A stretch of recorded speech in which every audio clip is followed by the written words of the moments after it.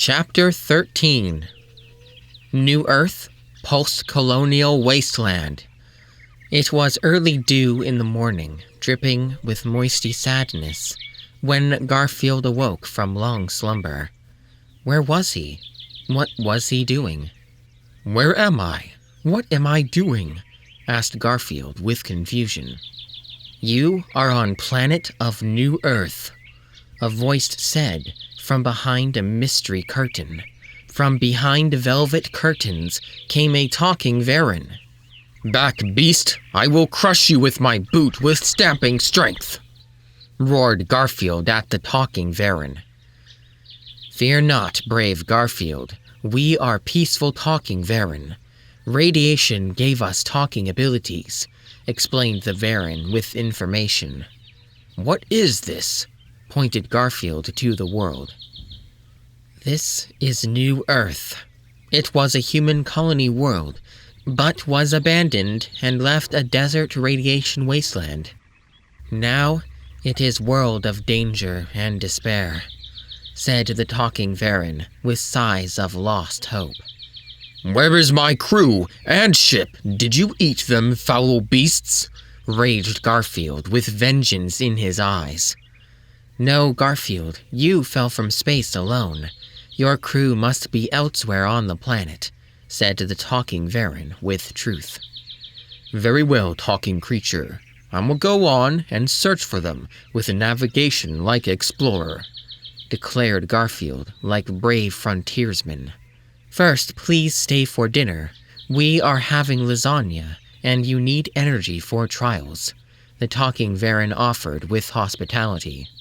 "Very well, show me to your lasagna, strange creature," demanded Garfield with orders. Meanwhile, in Odie's space fortress, Odie was sitting on his evil skull throne, made of bones and spikes plotting his evils. Kelly Chambers, Gabby Daniels, and Dr. Chakwas were chained to Odie's throne with spiked collars and wearing tight leather bikinis. The rest of the Normandy crew were hanging in cages over space piranhas. Odie lounged and relaxed with evil as he sipped baby's blood from a golden jeweled goblet with one hand and held a whip with the other. "Ha, you ladies will pleasure me and accept my seed into you," menaced Odie with vile intent as he whipped the ladies with his wicked whip.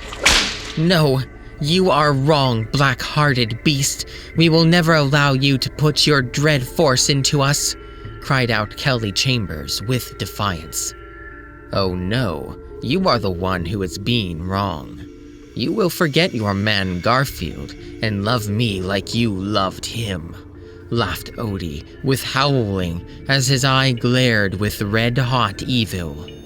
While Odie was doing his evil, a collector minion came in to report to Odie for evil plans.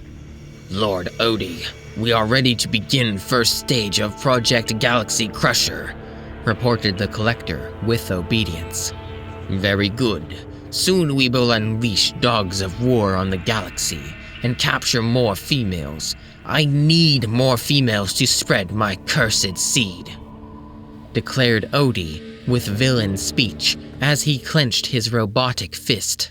Meanwhile, back on New Earth, Garfield was sharing outdoor meal of lasagna over campfire with tribe of talking Varan. "Please, all welcome our honored guest Garfield. He is brave galactic hero," declared the elder Varan chief with respectful dignity.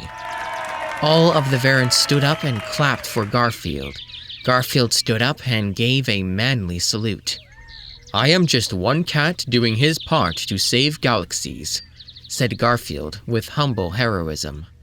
As everyone began to sit down to enjoy lasagna nutrition, a beautiful Varan princess entered and sat down by the fire. As he sat down, she noticed Garfield and was captivated by his manly good looks. Garfield noticed her and gave her flirty wink of approval as he checked out her smooth, tight body. Garfield then walked to the Varan princess with flirty swagger. "What is a good-looking Varan princess doing in places like this?" asked Garfield with sly smirk on his chiseled face.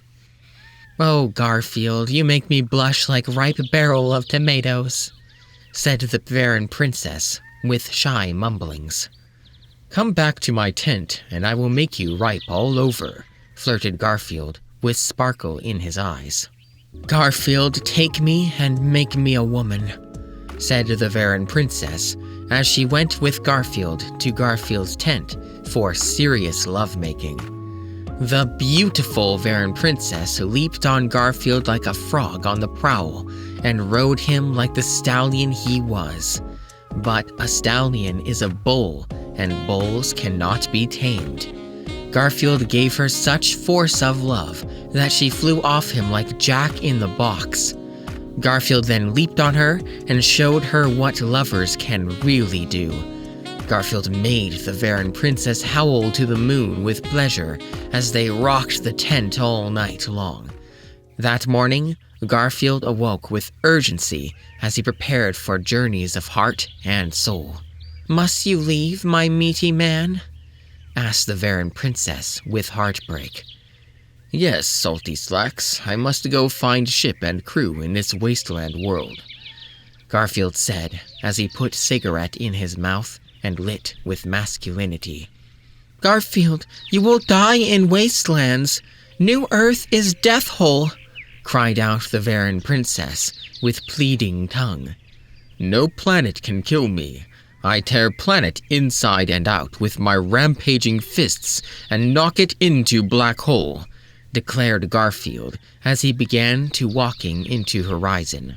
"Take care, sweet sexy princess. Remember times we had and lasagna we shared," said Garfield with manly calmness as he walked off into blinding red suns. "What a man," thought the beautiful Varan princess as she saw Garfield walking into horizon. Knowing she would not meet such man or be satisfied in such ways as long as she lived.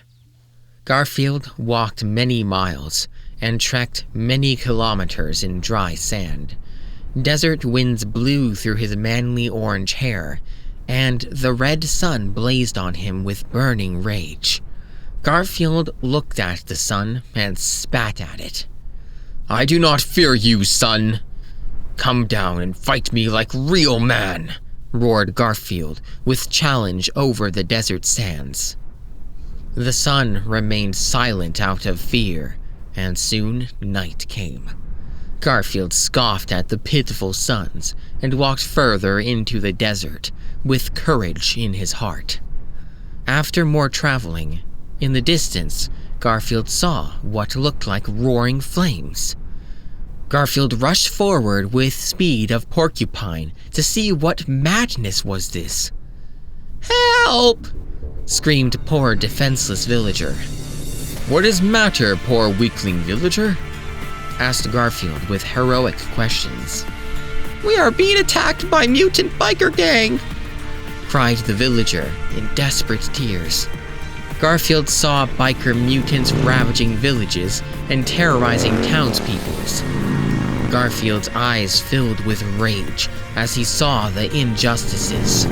"You have ridden your last ride, biker fiends," bellowed Garfield as he prepared for combat. Garfield took his combat knife with custom lasagna engraving hidden in his boot and threw it at one biker mutant with force of 1,000 megatons. The knife soared through air like a tuna leaping in triumph and tore through biker's mutant's body and impaled him on wall like shish kebab shrimp. "I am the knife salesman. Here is a free sample," quipped Garfield with hilarity. After Garfield's funny quip, he saw more biker mutants performing terror. Garfield soon took his Desert Eagle out and aimed with Hawk's Eye and fired, shooting 4 biker mutants with 1 bullet. "Like killing birds with stones," Garfield said with witty humor. The last biker mutant then charged Garfield with smashing in mind. Garfield looked at the fool with fiery eyes and grabbed stupid biker mutant by the neck and pulled him off the bike and held him high by the throat. "Please, Garfield, let me live. I have family to support," pleaded the mutant biker with begging. "You can support your family as ghost in the mines of hell," said Garfield with hot-blooded fury as he crushed the biker mutant's neck with his mighty grip, making his eyes pop out of his head. After disposing of the biker scum, an Asari woman came out to greet Garfield with thanks. "Thank you, Garfield, for saving our village from the biker mutants. I am Liara Sisoni," said the Asari woman with gratitude. "Ah, yes, I have heard of you, woman. What are you doing on this place?" asked Garfield with inquisition. "I have heard of you too, Garfield. You are mighty galactic warrior of truth and justice. I am searching for Shadow Broker on this planet, but so far I have no clues," answered Liara Sisoni with great admiration and respect of Garfield. "Yes, this is truth. But where did those biker mutants come from? What is source of this evil?" asked Garfield with curious words. "It is most tragic tale. I am afraid to say leader of those biker mutants is our old friend Garrus. The desert sun has driven him to madness. He now rules biker gangs with iron fist and terrorizes the land," Liara Sisoni answered, with sadness in her heart. "You are woman of lies. Garrus is comrade in arms and would not fall to evil," roared Garfield with disbelief. "It is sadness, but truth. Garrus has lost his senses. If you must see, then go north to their lair of madness," Liara Sisoni said, pointing north to the horizon. "I will go and prove you wrong. I will make you eat your words like fresh lasagna being rammed into your face," declared Garfield with booming voice filled with righteousness as he walked back into the desert to prove the innocence of his comrade and find truth for all. "Godspeed, Garfield. Only you can save Garrus from the madness," whispered Liara Sisoni to herself as she saw Garfield walk into desert winds with iron will. To be continued. Chapter 14. Friend versus Friend. The sun was burning like stove in the heat while Garfield journeyed in desert sand. Garfield had heard rumors of horror that Garrus had turned to madness and evil and was leading biker mutants to torment the innocent. "Garrus, I will not believe you have turned to villainy. I will save you from the lies," Garfield said to himself as he journeyed with legs full of tiredness. As Garfield walked, a sandstorm blew sand in his face with vile menace, but Garfield felt no pain and laughed with heartiness. "Sands, do your worst. Sand is nothing to my iron muscle," shouted Garfield over desert sandstorm. As Garfield journeys in sand, he reminisced over times had and friendships shared with Garrus. He thought of happy times of eating lasagna and talking about hot girls and sexy womans. Garfield thought of happy memories as he walked in sands. Soon after much walking, Garfield saw a mysterious structure of majesty. It was a great Sphinx statue with Garrus' head on it. It was surrounded by biker mutants, and on top, sitting on throne of majesty, wearing royal crown, was Garrus dressed like mighty Turian biker pharaoh. Men, women, and children were slaves, working on mighty Garrus Sphinx statue for Garrus. Chained to Garrus Sphinx's eyes were Tali and Miranda. "Garfield, you must save us! Garrus has lost his mind and cannot find it!" screamed Miranda with panic. "You must bring him to sense!" yelled Tali with crying. "Shut up, womans!" I will put you in place, roared Garrus with angry voice. Garrus, you must stop madness.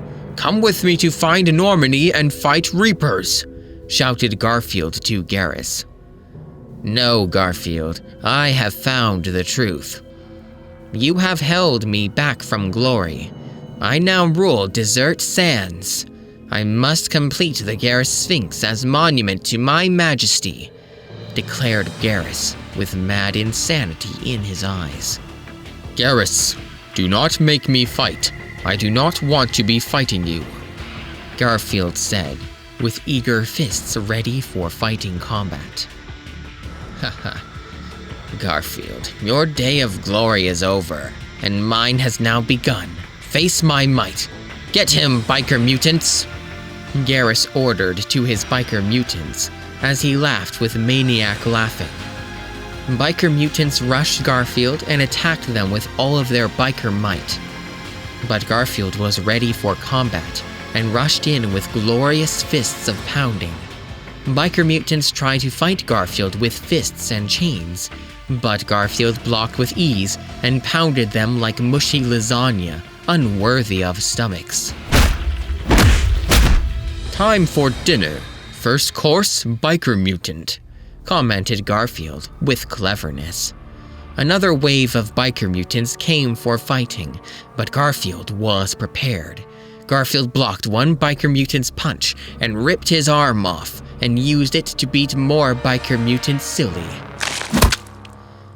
This is my sword and virtue is my shield, roared Garfield with bellowing. More waves of biker mutants came, but Garfield was not afraid, for he fears no man, woman, or child, or biker mutant. Garfield whipped out his trusty Desert Eagle and pumped it full of action. I am the weatherman, and I predict bullet showers, Garfield declared with heroic voice as he mowed down biker mutants like Wild West space cowboy. After biker mutants were mowed down, Garrus jumped down from the Garrus Sphinx to challenge Garfield in one-on-one manly battle. Garrus approached Garfield and threw his pharaoh cape away with dramatics. Garfield, I challenge you to one-on-one battle. Mono y mono. No weapons, just manly fists. Garrus challenged with showdown finger points. You are on, G-Man. I will pound sense into you with iron knuckles, Garfield responded, throwing weapons away with ease. Time to show you what real man is made of, Garrus said with audaciousness as he prepared with Turian martial arts. As Garfield and Garrus began to fight, awesome rockin' music filled the air. Garfield and Garrus rushed each other with speed like spawning bass. They exchanged blows like crashing trains. As fists collided, thunder sparked in the air with great booming, and ground shook with quacking. You are true man, Garfield, but I will not let you win. Prepare for jump kick, Garrus yelled with challenging vocals as he prepared for jump kick. I will meet you foot on, responded Garfield without fear. With these mighty words, Garfield and Garrus soared through air with mighty jump kicks and met each other mid-air with red sun blazing behind them for dramatic effect. When Garfield and Garrus returned to ground, Garrus fell and sprained his ankle. You are lost! Surrender! Roared Garfield with mighty mercy. Never! Shouted Garrus as he lifted a large boulder and mashed it on Garfield. No! Shouted Tali and Miranda, seeing their lover man crushed by boulders. Tali could not bear the heartbreak, and her heart exploded with sadness, killing her. Ha ha ha ha ha ha! I am the ultimate man now, celebrated Garrus with glee. Then suddenly, from the boulder, a mighty fist smashed through. An orange figure filled with testosterone and incredible strength emerged. It was Garfield. Garfield muscles burst through his leather jacket, showing off tattoos on his manly chest. One of a hot lady in a bikini holding some lasagna, and the other of the Reaper playing the guitar. Iron Maiden music was blasting from Garfield's presence, and clouds formed in the sky, spelling out his name, because the heavens knew the man, Garfield, was back. Garfield! Garrus gasped with awe at the awesome power which was in front of him. Garfield's blood became hotter than molten lasagna as he launched fist into Garrus's head. I will make you see truth, Garfield said with majestic majesty as he punched into Garrus's head and pulled a computer chip from his brain. Reapers have been controlling you with this. Garfield revealed with truth as he crushed computer chip in his power grip. My senses, I have found them, Garrus said with relief as his sense returned from Reaper mind control. Quick, we must free ladies, said Garfield with love of women as he freed Tali and Miranda. But it was too late for Tali. What is matter? She is not moving? Garrus said, poking Tali with a stick. It is too late. She has died from heart explosion, said Garfield, with great sadness and mourning. No! Garrus cried to the heavens as he fell on his knees. Garfield picked up Tali and brought her to empty grave where he laid her to rest. One manly tear ran down his face as he paid his respects. Miranda cried uncontrollably with woman tears. I will be vengeance. I will fight Reapers, roared Garrus with determination. Yes, but remember, Odie is mine, Garfield said with clenched fist and grit teeth. After mourning, Garfield and comrades traveled back to village where Liara Tassoni was staying. When they arrived, it was night, and darkness and sadness loomed in air. Garrus was standing atop hilltop, playing smooth, sad jazz on a saxophone to express sadness. Garrus, what is wrong? Asked Garfield with wondering. It is my fault Tali is dead.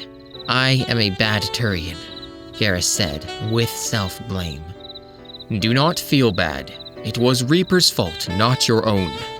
There are other women in the sea. You must not let this keep you down, Garfield said with encouragement. Yes, you are right.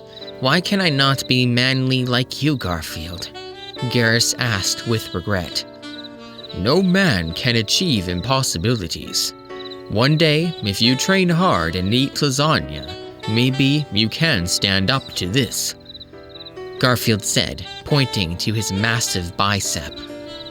Garfield, you are a true champion. If I am half the man you are, I will be happy Turian, Garrus said with true respect for his friend. After cheering up Garrus, Garfield went to check up on Liara Tassoni. Garfield, I have important news for you. Saren is alive and on this planet. He is keeping Normandy prisoner. You must go to him, Liara Tassoni said with urgent panic. Very well, I will go immediately.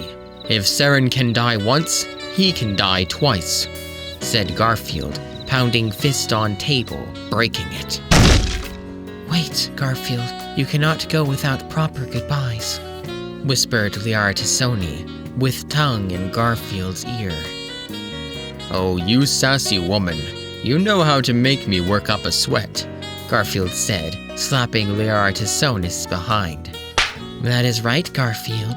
When I saw you, I knew I had to have you. You are my knight in shining armor. Now ride me like your trusty steed, Liara Tassoni said, with wanting eyes and licking tongue.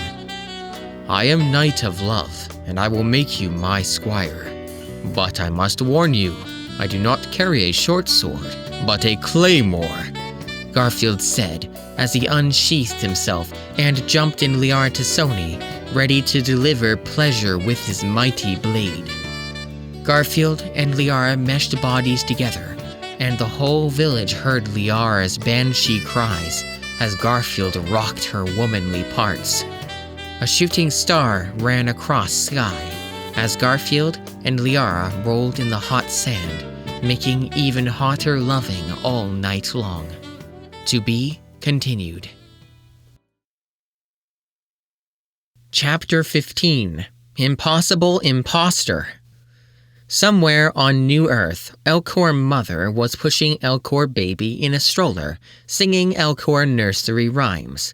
She was passing an Elcor and Volus orphanage full of Elcor and Volus children, playing football and Nintendo. "It is a nice day to push the babies," the Elcor Mother thought as she pushed her baby in a stroller. Suddenly, a mysterious orange figure was seen in the distance riding towards them. It was an orange cat full of muscles and tattoos, riding a motorcycle with skull at the handlebars, with flaming eyes. The orange cat of mystery had different color eyes, one red like fire, the other yellow like bananas. He wore a necklace of skulls around his neck, and a scar ran down his cheek with intimidation. On his back, there was a tattoo of a dragon eating a tank. Rockin' Black Sabbath blasted on his radio with great power. "Could it be? Are you Garfield, the great hero?" asked the Elcor Mother, with asking. The orange cat stared with intensity. He suddenly looked towards the orphanage and pulled out a rocket launcher. He fired at the orphanage, causing great explosions, blowing up all inside. "What?" screamed the Elcor Mother with panic. "I am Garfield, killer of children," roared the orange cat with raging evil. The orange cat then grabbed the Elcor Baby and threw it off a cliff. "No!" cried the Elcor Mother with crying. "Remember my name. It is Garfield, a name of evil. Ha ha ha ha ha ha ha," shouted the orange cat as he drove off into the desert sun with evil deeds to be doing. Meanwhile, elsewheres on New Earth, Garfield was waking up from slumber with Liara Tassoni. "Garfield, can you not stay longer? There is so much loving to be made," asked Liara Tassoni with wanting. "No, I must go. I must find Seren. He has Normandy. I must face him and get it back," Garfield said with determination. "You are a braver man than no other. I will remember our loving, for it was like heaven shattering my pants," Liara Tassoni said with truth. Garfield went outside and joined Garrus and Miranda. "Garfield, are you ready? Or are you needing more sleep, sex?"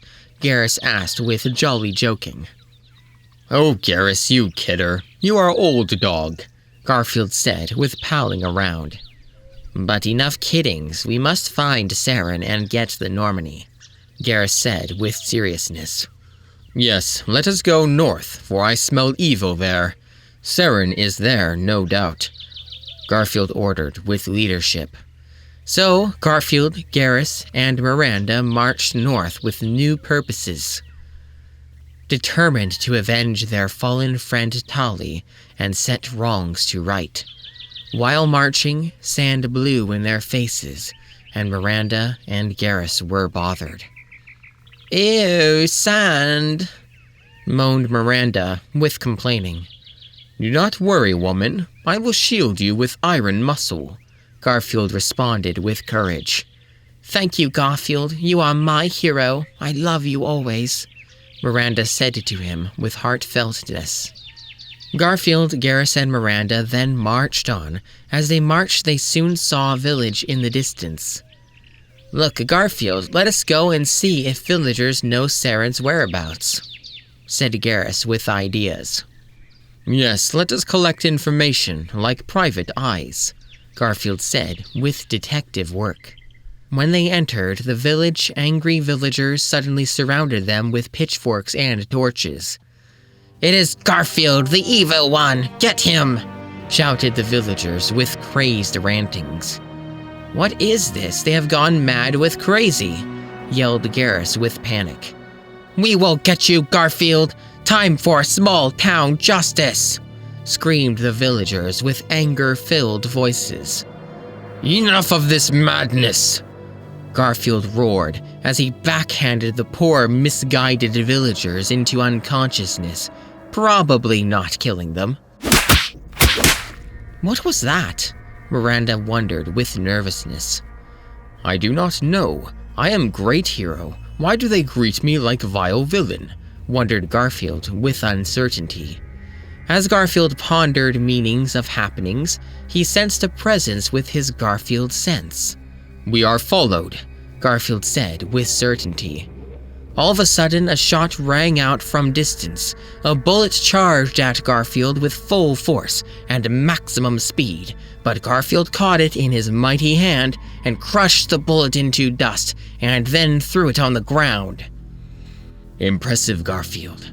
You are a man like no other and opponent of worthiness, said a mysterious voice from shadows. A green man jumped out from bushes ready for fighting. I am Thane the assassin, and I must take you down for your evils, the green man said with silent voice. Evils? What nonsense you speak! I am hero, Garfield roared with response. Garfield is senseless killer of children and doer of evil. He must be stopped, Thane said with serious face. This is impossible. Garfield would never kill children without reason, Garrus said with shock. It is true he is murdering fiend. Now prepare to meet justice, Thane whispered with assassin words. The only justice I serve is my own. Now come at me, string bean, Garfield challenged with fighting spirit. Thane charged Garfield with thunder speed, rearing for killing strike. But Garfield stepped aside and tripped him. Impossible, Thane shouted in shock. Garfield then picked up Thane and punched him 4.5 times. I am innocent man. Do you believe my words now? Said Garfield with strength. Yes, though I am skeptical of words your fists speak truth, Thane said, believing Garfield's words and fists. Good, but if I am innocent, who is the doer of evil? Asked Garfield with questions. I must find real culprit and bring them to justice, Thane said, getting himself up. I will go with you. I will clear my name like eraser of fighting fury, Garfield declared, with justice swelling inside him, like expanding lasagna meal eaten after midnight. Garfield and comrades searched the village for clues. Garfield, I have found things over here, yelled Thane with discovery. Motorcycle tracks. Let us follow them to destiny, Garfield ordered with authority. Garfield and his friends followed tracks to their destination.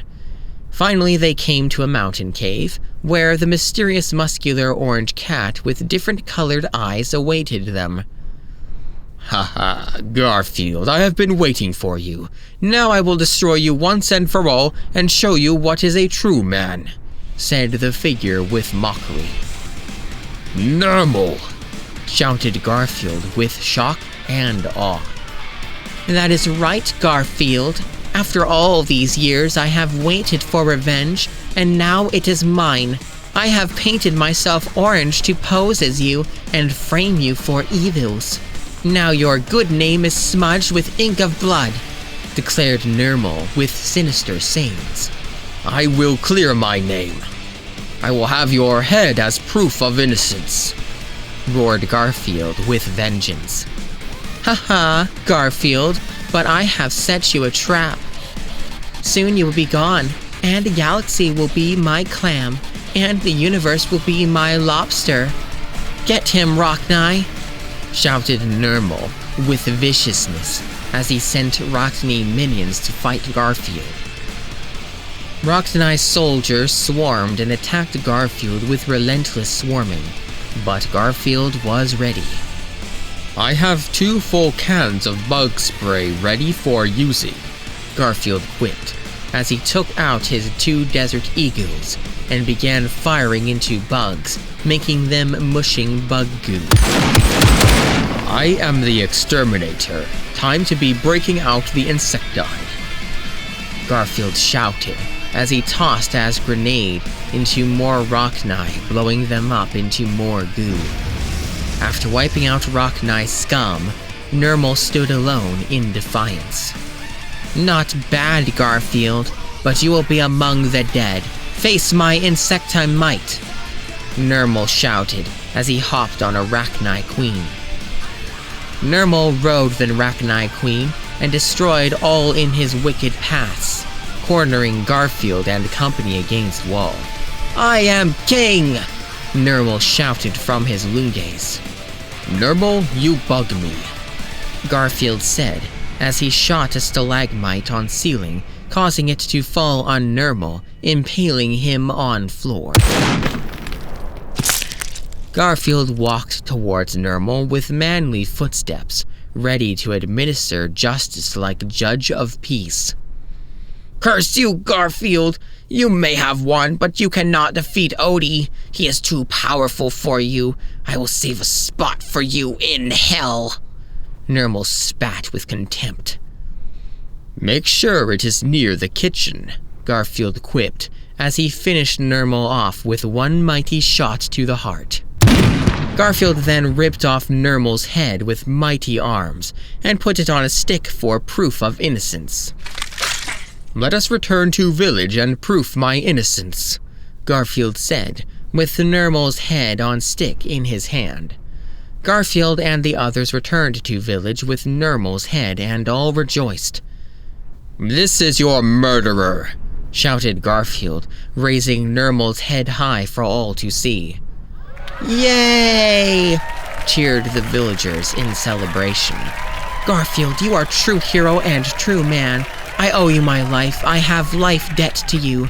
I will help you in fight against Reapers, Thane said to Garfield with meaningful voice. Thank you. You are welcome in my army of justice, Garfield said while shaking Thane's hand. Garfield went to quiet corner of village to be in solitude and enjoy lasagna meal in peace. Suddenly, a figure approached him. It was the Arachnite Queen. Garfield, I want to thank you for freeing me of Nermal's evil controls. You have saved me and all Arachnite, the Arachnite Queen said with gratitude. No problem, Sugar Shell. Doing good is what I do, among other things, Garfield said with a wink. Garfield, as I saw you fight, I felt things never felt before. You make me feel like woman liberated, said the Arachnite Queen with infatuation of Garfield. What you feel is just the beginning. Let me take you on a journey of love. Destination, pleasure, Garfield said with romancing words. Oh, Garfield, even though I am royalty, I have never felt true love. Please take me now, the Arachnite Queen yelled with desire. I will steal your crown jewels, Garfield said as he embraced the Arachnite Queen with his muscular arms and began pumping her full of love. Garfield pleasured the Arachnite Queen's body all over. He massaged her smooth, sexy body with his strong hands as he thrust pleasure into her like a jackhammer of love. The echoes of their hard, loud love-makings could be heard from all in the village, and all knew that the night belonged to love. To be continued. Chapter 16. Rock Off. Author's note. Hello, thank you for reading my story. This story has special musical segment, and I encourage you all to sing along. I worked hard on it, and I hope you like it. Thank you, and I hope you enjoy my story. Garfield was waking up next to Rachni Queen after nights of long lovin'. Garfield, please stay, and I can make you my king, and we can rule lands of Rachni together, whispered Rachni Queen with loving tongues. No, my bug boots, I cannot. Galaxy depends on me. I must find Normandy and fight Odie and the Reapers, or else Galaxy will fall into his paws of chaos, Garfield said as he got dressed for adventure. Garfield, remember, you always have place with Rachni. If you return, I make you my Prime Minister of Love, said the Rachni Queen as she waved farewells to Garfield with lonesome eyes. Garfield left the beds of his lover woman and entered outside to meet with squad mates to embark on grand journey. Garfield, we must find Saren and reclaim Normandy, or else all is lost, cried Miranda with losing hope. Yes, woman, but we do not know where to begin our searching, said Garrus with frustration. It is all helpless, sighed Miranda. Worry not, Freckleface. I can smell Normandy's from galaxies away. It is northeast. Now, move your feet or be disciplined, Garfield roared with orders. Garfield and loyal squad mates traveled northeast in search of Normandy. They walked long and hard, but Garfield felt no tiredness. Determination was in his heart and powered his feet. He knew if Reapers won, there would be Galaxy without love and lasagna, and he could not allow such evil. After much walkings, Garfield and his squad came upon village of people huddled in fear of sorrow as they cried the tears of lost hope. What is matter with you people? Why do you cry your tears? Asked Garfield with questions. Oh, Hero Garfield, it is of terrible. Our women, they have been taken, cried the villagers in sadness. What? Garfield gasped in shocking horror. Blue Suns have kidnapped all women and took them away for slaves, said Villager with depression. Blue Suns, they have no limit, Garfield roared with anger. Video Santiago is king of all Blue Suns and mastermind of kidnappings. He also kidnapped a girl named Oriana and fell in love. Now he is forcing her to marriage, said Villager with information. No, my twin, said Miranda with shock. What is this madness? Garfield asked with questions. I have twin sister. She was hiding, but now she is kidnapped, said Miranda with panic. This evils must be put to a stop. Women are like lasagna, precious and should never be kidnapped, Garfield declared with heroic stance. Thank you for the helping, Garfield. You are a true hero. But we must hurry before marriage, Miranda said with rushing words. Meanwhile, in Video Santiago's Blue Suns fortress on New Earth, Video Santiago was talking with courtship to Oriana. Oriana, soon you will be my wife and I will have you every night in my bed, said Video Santiago with lustful evil. No, I will never marry you, you fiend, said Oriana with woman slapping. You are wench, I will teach you lessons of love, yelled Video Santiago with fist ready for hurting. Then Video Santiago's large television screen turned on, and Odie appeared on it full of dark evil. Video Santiago, as much as I love sight of evil deeds, but I must be interrupting you, for I am an impatient dog, Odie said with vile laugh. Yes, Master Odie, I am sorry for my bad manners, said Video Santiago with cowering. Is shipment of hot sexy ladies on time? I must spread my seed throughout galaxy to spread evil and destroy humanity, Odie asked with evil questions. Yes, sexy ladies will be shipped to you soon. Soon all sorts of lovely women will be at your choosing, Video Santiago answered with fear. I hope your words are correct for your sakes, or else my fist of dark wrath will be on you. Odie snarled with darkness. With words, Odie then disappeared from screen. I must send my enslaved bikini babes to Odie immediately, declared Video Santiago with soul of corruption. You will never succeed in plans. My sister will come for me, said Oriana with courage. Stupid girl, you will learn to be loving me. Tonight we will have rock-off battle of the bands. Then you will marry me, my spicy cupcake, laughed Video Santiago with bile. Meanwhile, Garfield and squad mates were traveling to Video Santiago's Blue Sun's fortress, where sexy hot women were being kept prisoner. After hard traveling, Garfield and squad reached fortress where they saw Dr. Morden Solis and Grunt with another man. Garfield, it is good to be seeing you again, said Grunt with a joyousness. Garfield, I have been missing you. Without you, we are lost and useless, said Dr. Morden Solis with truth. Garfield shook hands with his comrades and then approached new mystery man. I have heard you, Garfield. You are Galaxy's greatest champion and true man, said the mystery man with mysterious whisper. Yes, it is true. Now who are you? Asked Garfield with wonderance. It is I, Caden Alenko, said Caden Alenko with revelations. I thought you have been dead, wondered Garfield.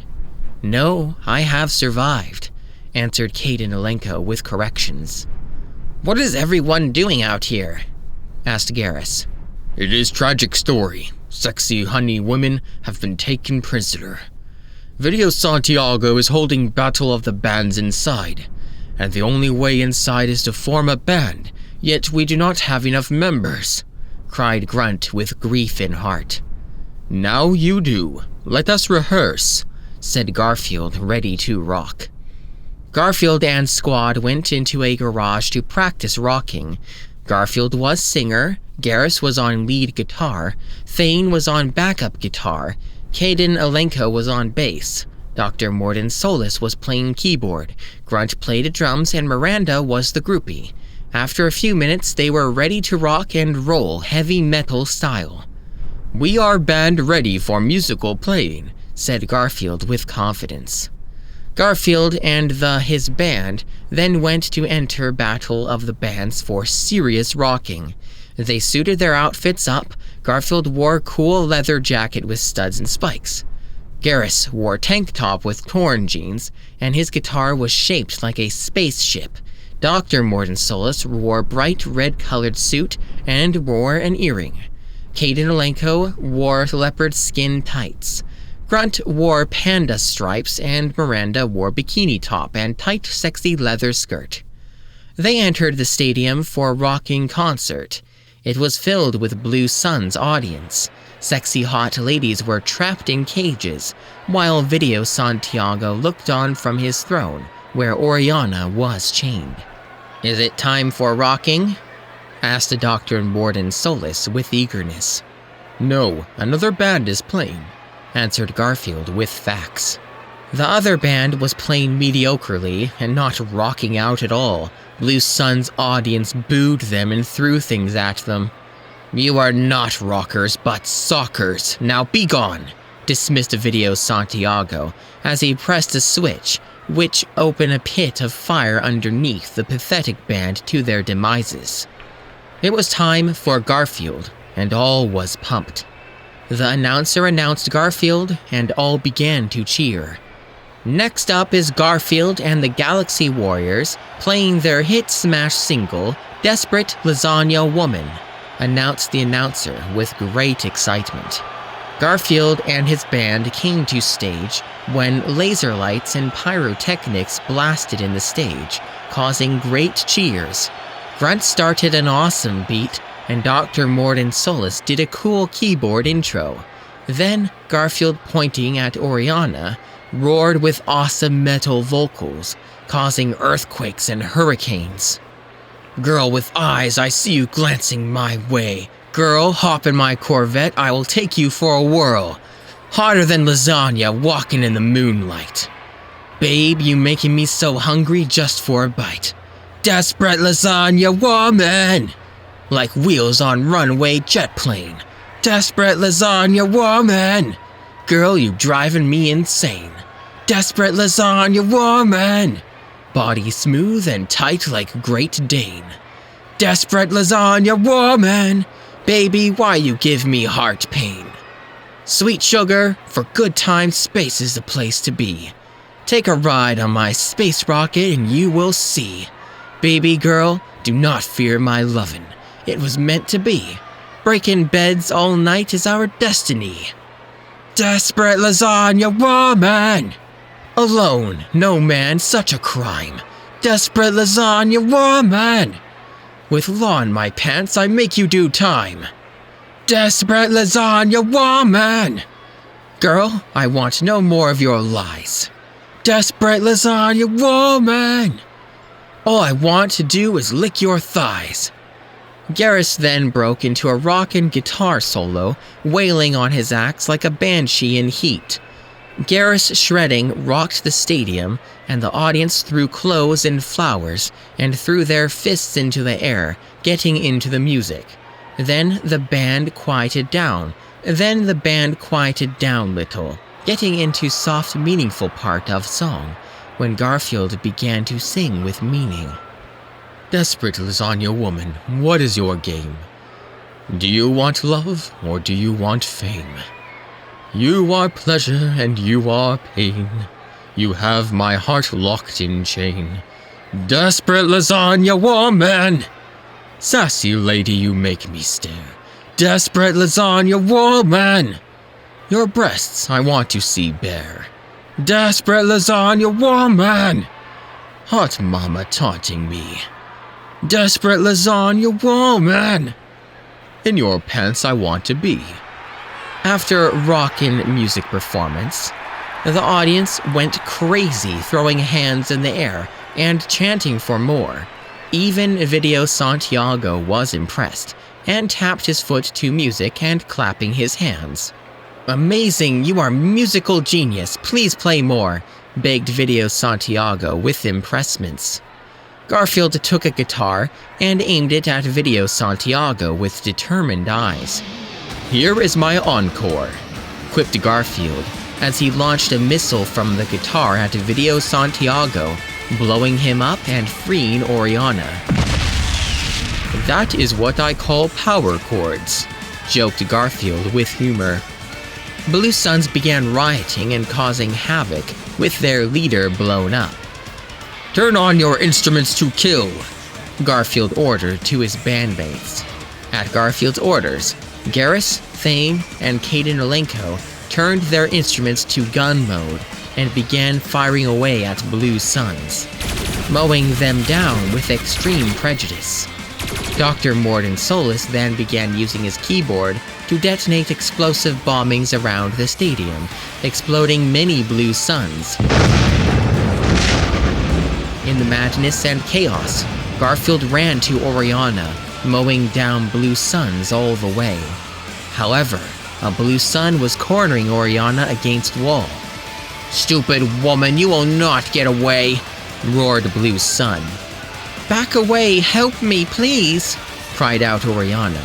Garfield rushed at Blue Sun and smashed him in head with his guitar, splattering his head all over like a watermelon. That is the power of rock, Garfield said as he spat on Blue Sun's corpse. Thank you, Garfield, you saved me, said Oriana with gratitude.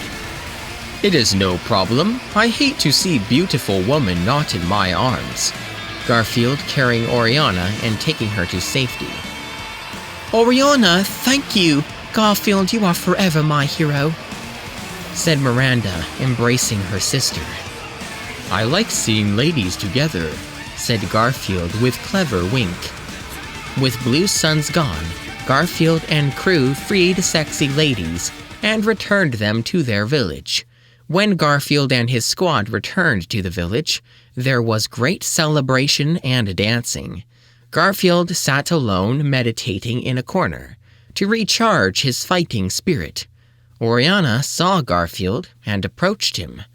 "Garfield, I have been rude, girl, not thanking you properly," said Oriana. "I think I know a way you can thank me properly, but you have to work hard not to disappoint me," said Garfield with lustful smile. "I am overachiever," said Oriana with seduction. "I will give you the loving you never had, but always wanted," Garfield said, grabbing Oriana's firm bodies. "Wait now, lil' sis. We always do everything together, remember?" said an approaching voice. It was Miranda. "Oriana, yes, let us make this family reunion to remember, big sis," Oriana said with happiness. 2 for 1 loving, that is my kind of deal," Garfield said with approval. The twin ladies began pleasuring Garfield and each other, kissing and licking them all over. Garfield then got between the both of them, rocking both their worlds at same time. "Lady sandwich, my second favorite food," Garfield said with clever comments as he and the ladies made delicious loving. Garfield's loving launched like a missile and made the ladies explode with pleasure. Symbolic. "Garfield, you are true rock star on stage and in bed," said Oriana as he rubbed Garfield's toned muscles. "Oh, I am just beginning. I am going to give you a guitar solo you can never forget," said Garfield as he embraces Oriana and Miranda. Garfield then unleashed his instrument and made rockin' music with his ladies all night long. To be continued. Chapter 17. Saren Appears. Garfield was getting up from a long night of lovemaking with Miranda and Oriana when he knew it was time for adventure to begin once more. "Sister Twister is one of my favorite games," said Garfield with satisfaction. "Garfield, can we not stay in for more love? I want you to give me your power and stuff me like a Christmas turkey." Holiday joke, said Oriana with whimsical. "No, I must find Normandy and save Galaxy," said Garfield, as Miranda and Oriana massaged his feet. "Garfield is right, we must go get Normandy. Galaxy is at stake," said Miranda with agreement. "You only want Garfield for yourself," said Oriana with sisterly teasing. "Oh, you," said Miranda with teasing back. Garfield got dressed and got all his guns ready because justice was on his mind. "I hope Saren hired a DJ because it is going to be one hell of a party," Garfield said as he pumped his rifle. Garfield went outside where townspeople were waiting to say goodbye. "Garfield, we thank you for your help in saving our sexy women. In thanks, we give you this horse to ride desert wastes with ease," said the townspeople as they pointed to massive black stallion with fiery eyes. "This is horses like me, raging with virility and hungry for vengeance. I will name him Thor Blasthoof," Garfield said as he boarded the horse. "Head east, that is where Saren is," said the villagers. "Thank you. Soon I will have Normandy in my hands and Saren's head under my boot," said Garfield as his eyes glowed in shining sun. Garfield and his squad then rode off in search of Saren to reclaim Normandy for justice for all. Meanwhile, in the Citadel, the council was discussing issue of importance when they were interrupted by a message from an evil figure on their big screen television. "Greetings, Citadel councilman. It is I, your new master," said the figure with evil words. It was Odie. Odie was filled with malice and darkness and hatred. "What is meaning of this?" cried out the Citadel Council in protest. "You will declare me ruler of Galaxy and give me all of your sexy hot women, or else I will unleash my reapers on you," declared Odie with sinister snarl. No, never. We will never be beaten by you. Garfield will stop your evil ways, responded the Citadel Council with anger. Ha ha ha ha ha. Garfield has eaten his last lasagna. Your hope is dead, like a seal in my jaws of oppression, guffawed Odie with evil as he sipped on the tears of orphans from his champagne glass. Oh, Garfield, please be living. You are our last hope, said Citadel Council with mournful tears. Meanwhile, in desert sands of New Earth, Garfield was riding on his black steed alongside his squadmates. Garfield, I am tired. Will we ever find Saren? Whined Miranda with moaning. Silence, woman. You are not allowed to moan unless I am making you, said Garfield with authority. Oh, Garfield, I wish you would make me moan right now. I need recharging, Miranda flirted with sexiness. Later, pussycat. Duty before booty, Garfield said with knowing winks. All of a sudden, biker warriors ambushed. It is Saren's elite guards, cried out Garrus with alarm. What will we do, Garfield? Cried out Miranda with worrying. Worry not, my girly pet. I have the plans under control, said Garfield with calm cool as he pressed a button on his black stallion, turning it into a motorcycle. Now that is what I call horsepower, said Garfield with cool comments as he revved his engine. Garfield sped on his motorcycle, doing awesome stunts like Hotshot Cat.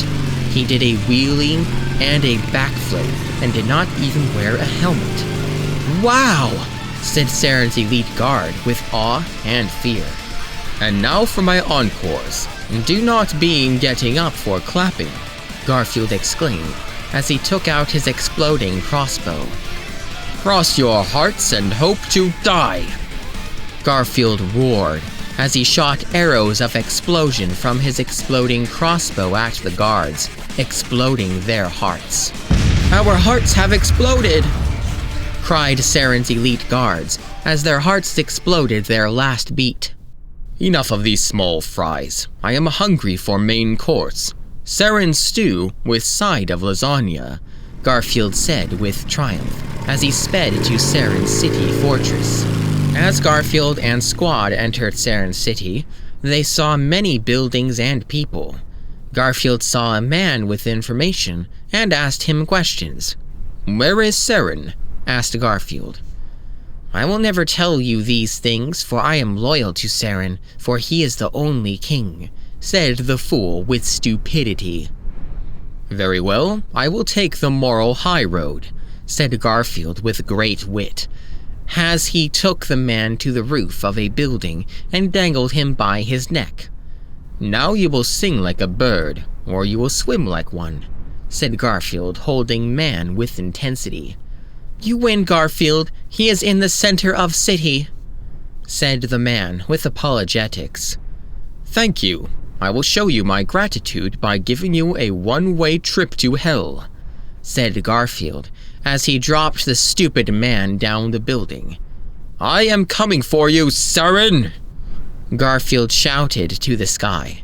Garfield and his squad then went to the center of the city, where Saren's castle was. There was a large gate there with locks and iron bars and force fields. Open sesame, Garfield said, punching down the door with his mighty fist. Knock knock, Saren. I am here for my Normandy and your beating heart. It will melt in my hand, like frozen lasagna in the microwave. Garfield raged as he entered castle.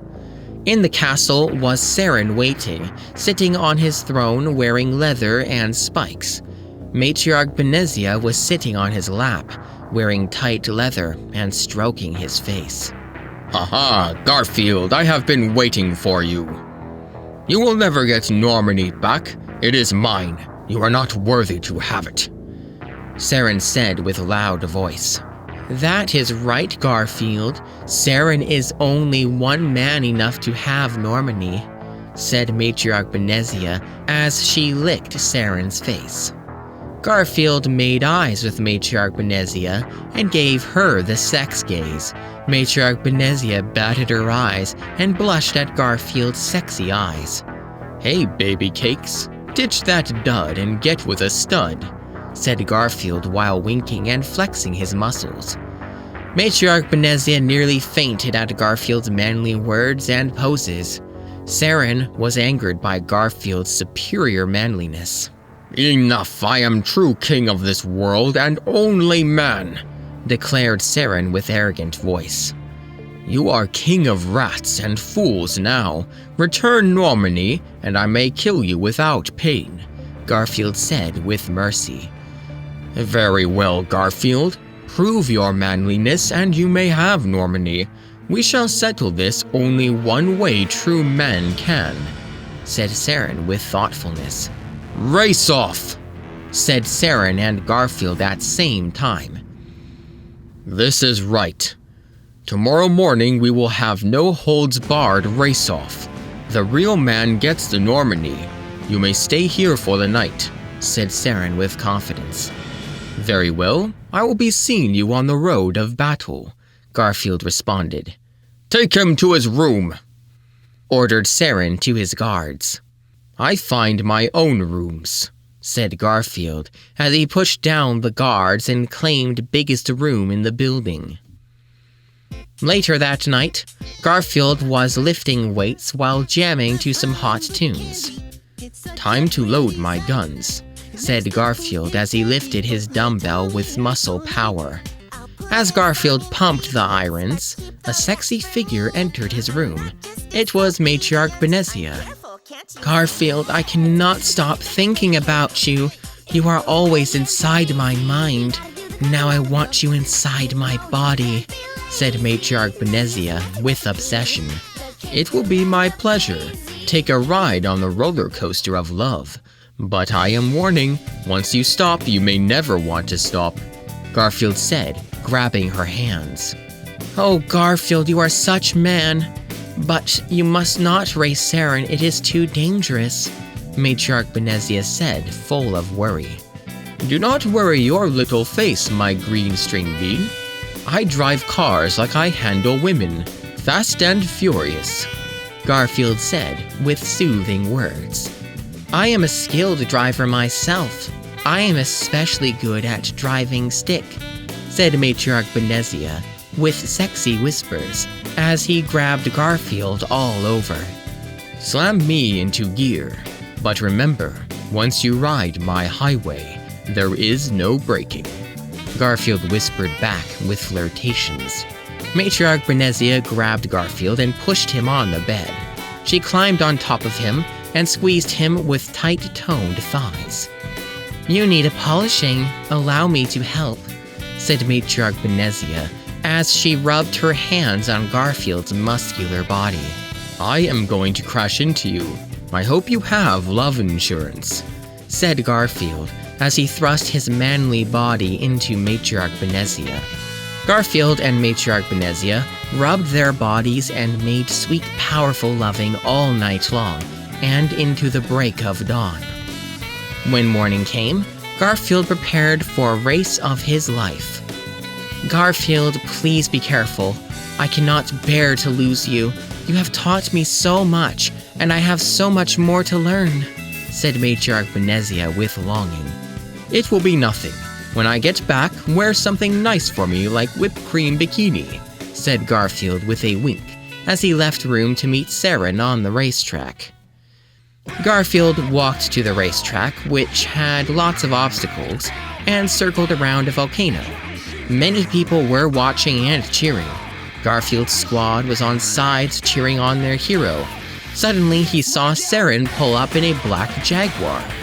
"Hey, Garfield, check out my Hot Wheels," said Saren with boasting.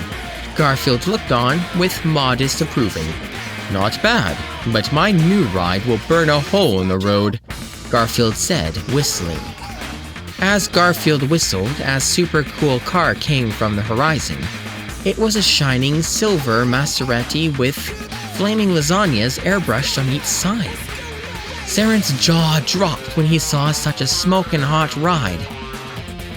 Now here is a man's car, said Garfield with cool style as he hopped into his car. Well, Garfield, you might have the wheels, but do you have guts to use them? Challenged Saren with intimidation. Silence your words, I will show you your own guts, responded Garfield with dismissal. The race was about to begin, and all were excited and on edge of their seats. Garfield, you can do it, we are relying on you, said Dr. Morden Solus with inspiration. Garfield, please come back safely, cried Miranda with worry as tears rolled down her cheeks. With a shot of a gun, the race started, and Saren and Garfield sped in their cars at maximum speed. Garfield put on some Motorhead to pump him up for driving. I am the wind, faster than light, stronger than brick, said Garfield as he sped off in his silver Maserati. Garfield and Saren raced neck and neck along the track. They sped up the mountain and were close to edge and were full of danger. They were both driving like pros, and race was tight like a sock on a horse. Eat my tires, said Saren with wise guy remarks as he sped up in front of Garfield. Oh no, Saren is winning, said Jacob with panic. Come on, Garfield. You taught me to overcome all challenges with manly strength. I know you can do it, cheered on Garrus from the sideline. Garfield heard the cheers of his friends, and it filled his fear with the courage to win all obstacles. Suck on my tailpipe and choke, said Garfield, as he sped forward with speed of an angry boar, with his awesome driving. Garfield was far in lead now, and all hope looked lost for Saren. But Saren was a dirty man with dirty tricks. I will win at all cost. Prepare to F-ace losing lane, said Saren as he pushed the jump button on his Jaguar, causing it to jump in the air ahead of Garfield. Curse you, swindling swine, shouted Garfield with fury. Saren rushed ahead and over a bridge. When past the bridge, Saren cut down bridge with scissors. Haha, Garfield, you can never catch up. I will be winner forever, said Saren with cheating as he drove away. Saren was sure confident of his winning. Nothing would stand in his way. Normandy is mine forever. Garfield is fool for challenging me, thought Saren to himself with delusion. Then all of a sudden in the distance, a manly orange figure rippling with muscles was standing with mighty vengeance. It was Garfield. How could it be? Squealed Saren like a dirty pig he was. Garfield raised his mighty fist in the air, charging it with power.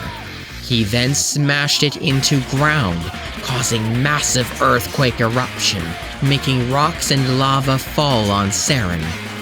Looks like you are off to a rocky finish, quipped Garfield with cleverness as he calmly strolled to finish line to win race.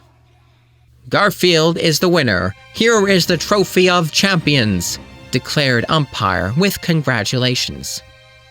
Garfield took the trophy and raised it in the air. Oh, Garfield, you have did it, cried out Miranda, running to Garfield and grasping his leg. My hero, said Matriarch Benezia with swooning. Garfield stood like the man with ladies clinging to his legs, while he held the trophy in the air like a true champion.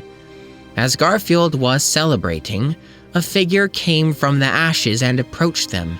It was Saren. Garfield, you have won. I am the loser man. You have proven yourself true champion and worthy of Normandy. Here is keys of the Normandy, said Saren with apologetics.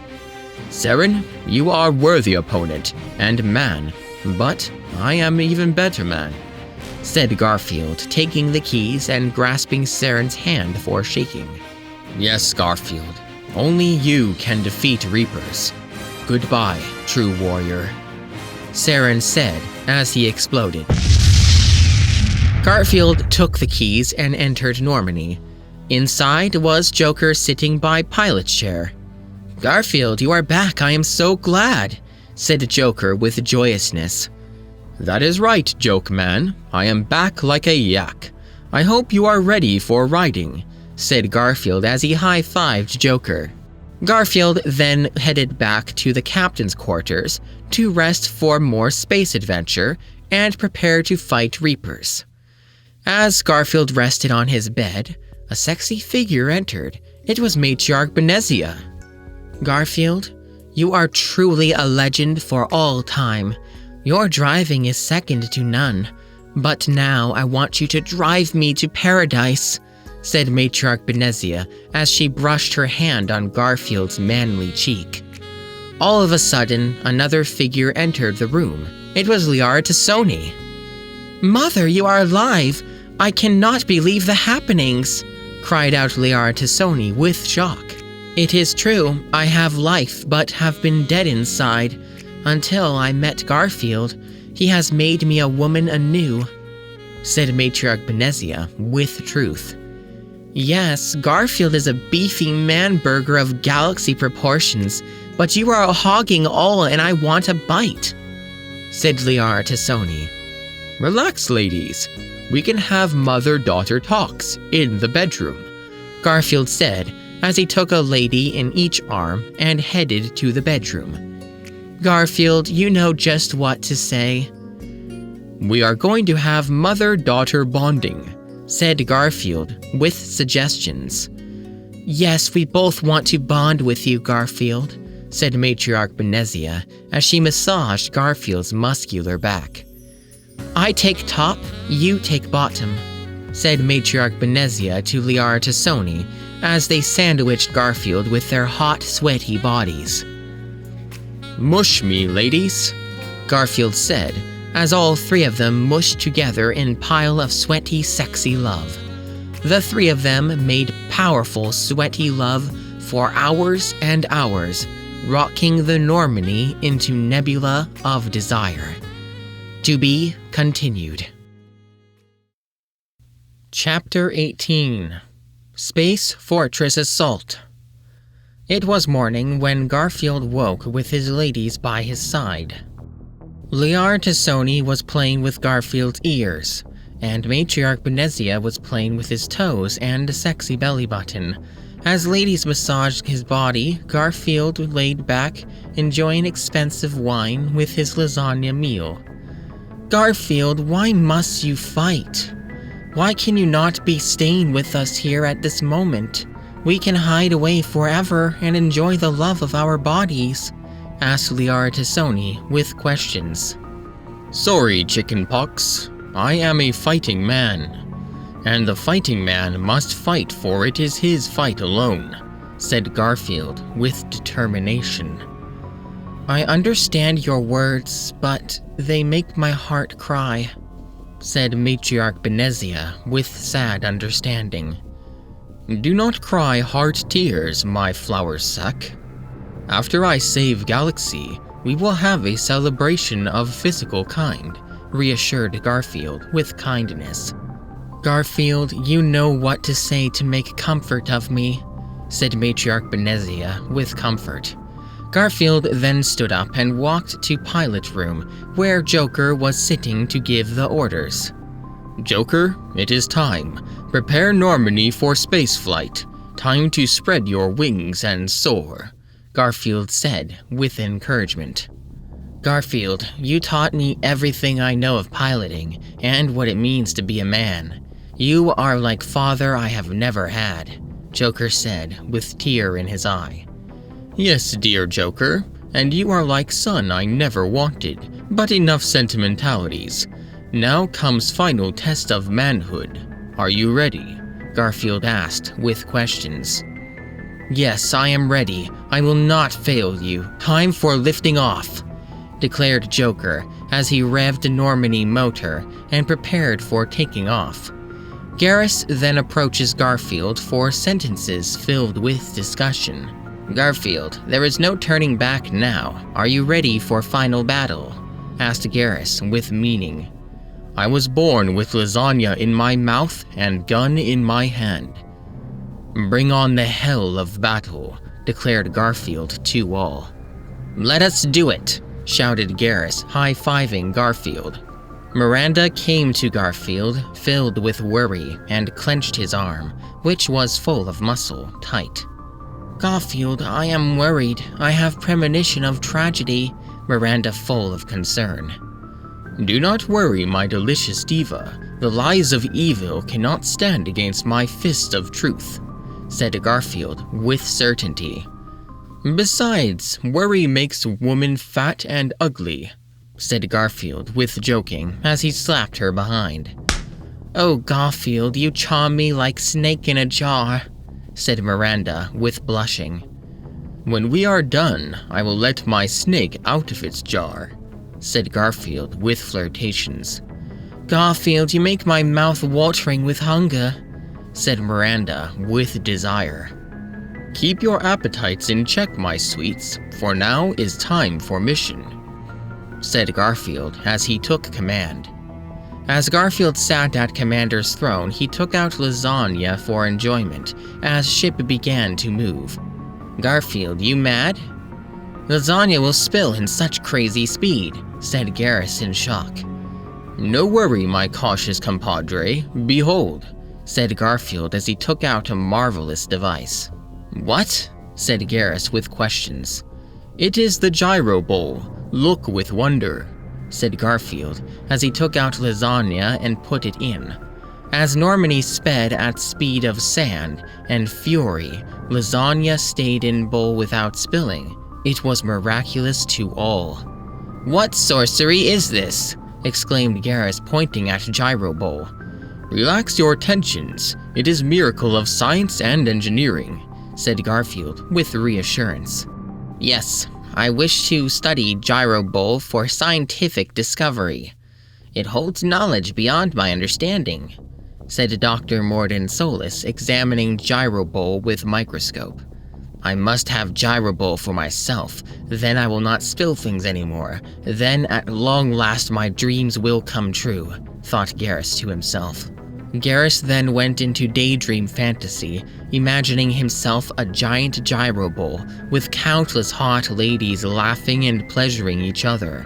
But fantasy turned into nightmare, as giant gyro bowl span out of control, sending Garrus and ladies into hurricane. The gyro bowl then came to life and began devouring Garrus and the ladies. "Ah!" screamed Garrus as he descended to madness of gyro bowl nightmare. Garfield grabbed Garrus by collar and slapped him with sense. "Take hold of it, man," said Garfield, slapping Garrus. "I am sorry, I was lost in a nightmare of spinning agony," said Garrus, sweating with nerves. "Be careful. Do not let a gyro bowl consume your soul," said Garfield with knowledge. "You are wisdom," said Garrus in admiration. Garfield then sat back down and launched words from his mouth full of orders. "Prepare to go in Omega Relay. This time, no more playing nice," roared Garfield with triumph.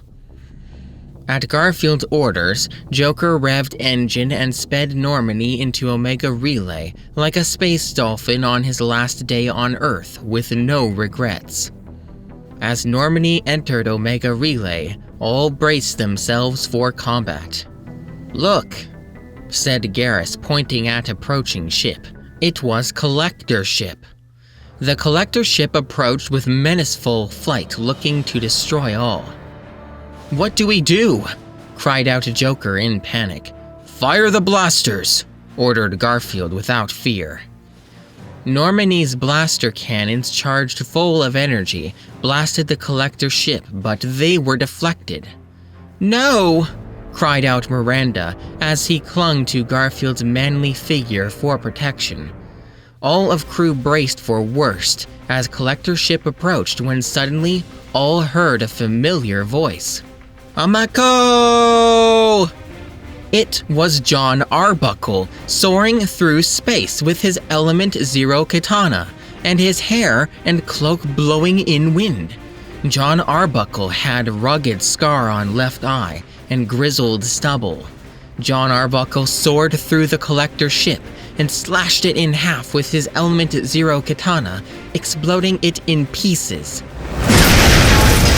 John Arbuckle then came on board to Normandy's spaceship to greet his old friend Garfield.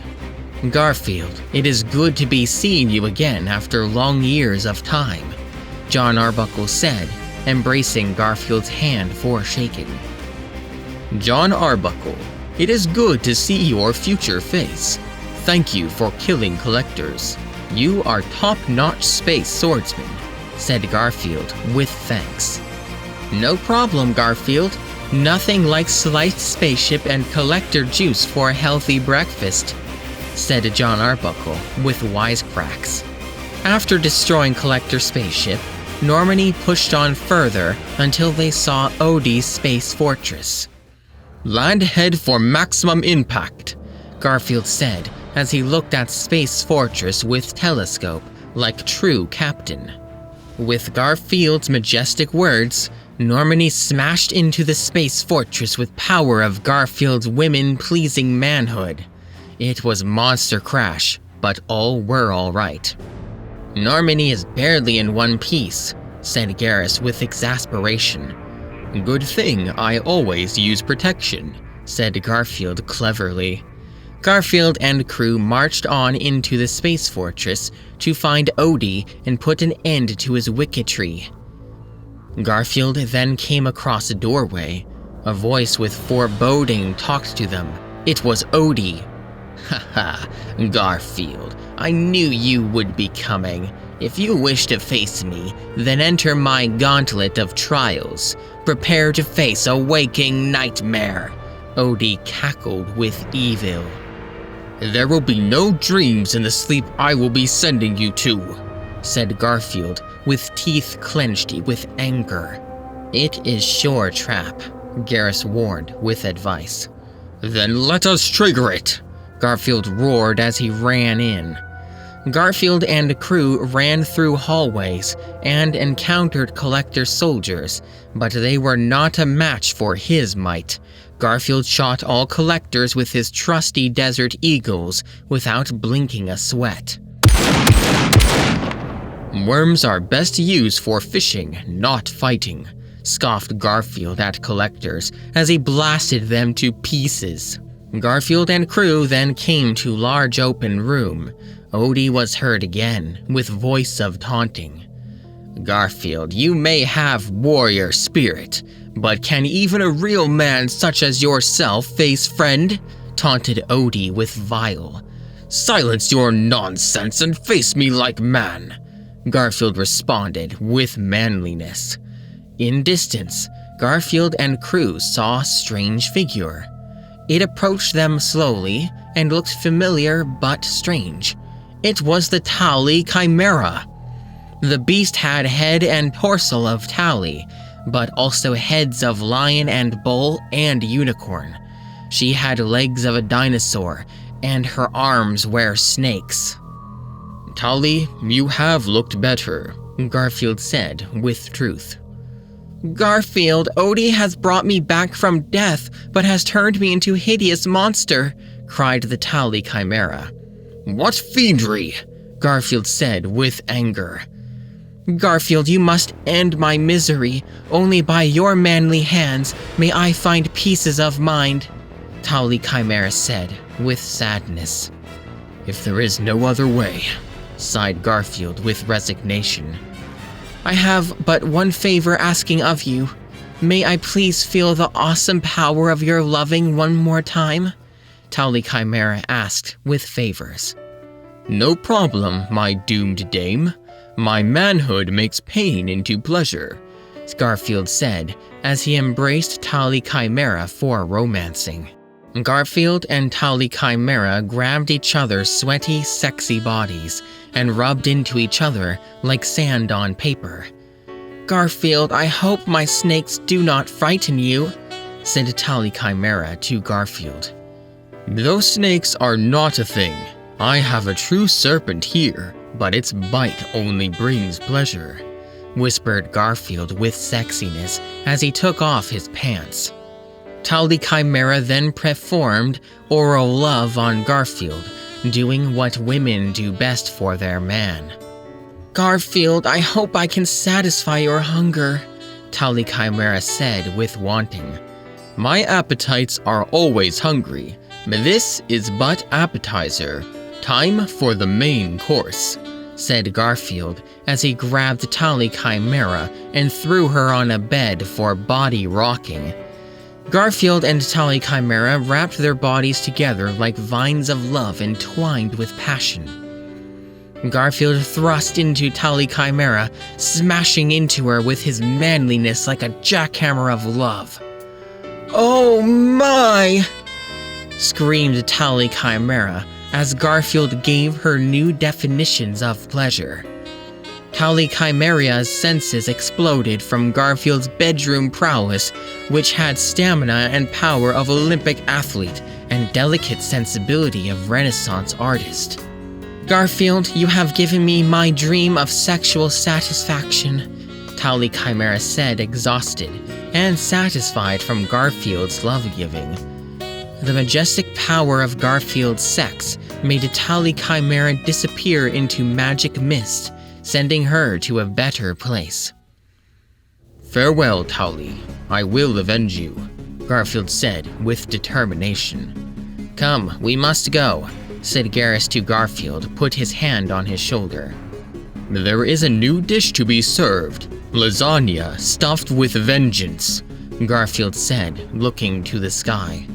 Garfield and crew then marched forward, not looking back because they knew the future waits for no ones. After much walking with feet on ground, they came to new room and once again hear menacing voice of the arch-villain himself. "Ha ha, Garfield, you have killed a friend, but can you destroy what is most precious in this world?" taunted Odie with bile. At Odie's taunts, a fearsome monster came forward. It was Lasagna Husk created through Reaper technology. "You monster!" roared Garfield with teeth clenched. The Lasagna Husk approached Garfield as he was filled with psychological torment. "Garfield, you must destroy Lasagna Husk. It is only way," said John Arbuckle with assurance.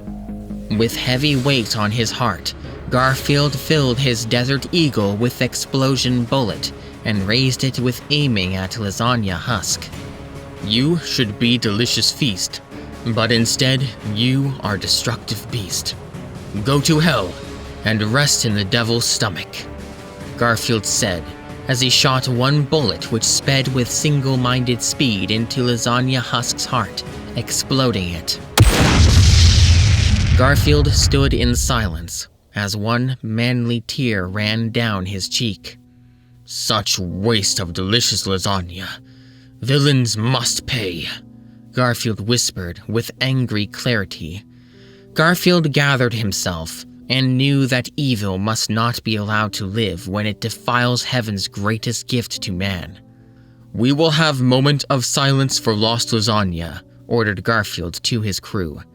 With Garfield's orders, entire crew bowed their heads in respect for the fallen Lasagna that could not be saved. After the touching moment, Garfield braced himself with newfound fury. "There is no time for tears. Justice is burning in my fists, ready to explode," Garfield said with grave sternness. While sadness loomed over them, Garfield and crew moved onward. After more walking, Garfield and his crew came to another large room with pit of magma. Over pit were two cages, one filled with a baker's dozen of sexy hot ladies ready and willing, the other filled with innocent orphans crying with horror. The voice of evil then was heard again. "Ha ha, Garfield, you have destroyed what is most precious to you. But now you must make diabolical choice. Which will you save, sexy hot ladies or the innocent children?" Odie exclaimed with malevolence. "Choices are for cretins and cowards. Real men take all," Garfield said with stolid conviction. Garfield then took a rope and swung to the cage of sexy hot ladies and broke them free. Thank you, Garfield. We want to express our gratitude to you with our tight bodies, said the hot, sexy ladies, eager to taste Garfield's firm and toned man-meat. Sounds like a plan, but afterwards, you will be thanking me, Garfield said with a wink.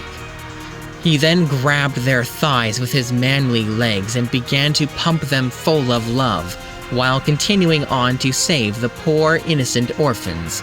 With sexy hot ladies in tow, receiving his loving, Garfield swung to the orphans' cage to break them free. Fear not, crying orphans, the hero has come, Garfield said as he picked them up and put them on his back. Garfield then swung back to safety ground with orphans cheering in joy and hot, sexy ladies moaning in ecstasy. The orphans then got off of Garfield's back and gave him thumbs up as he pleasured the hot, sexy ladies with professional skill. Garfield, you are my hero. I want to be like you, said the orphans with admiration of Garfield. You better watch and take notes if you want to grow up to be strong men, said Garfield as he finished satisfying the hot, sexy ladies. Although he could go on for much longer, they were worn out from his love-givings. Thank you, Garfield, for saving our lives and for opening our eyes to new worlds, said the hot, sexy ladies with goodbyes. No problem. To ladies, I give pleasure, but to villains I give pain.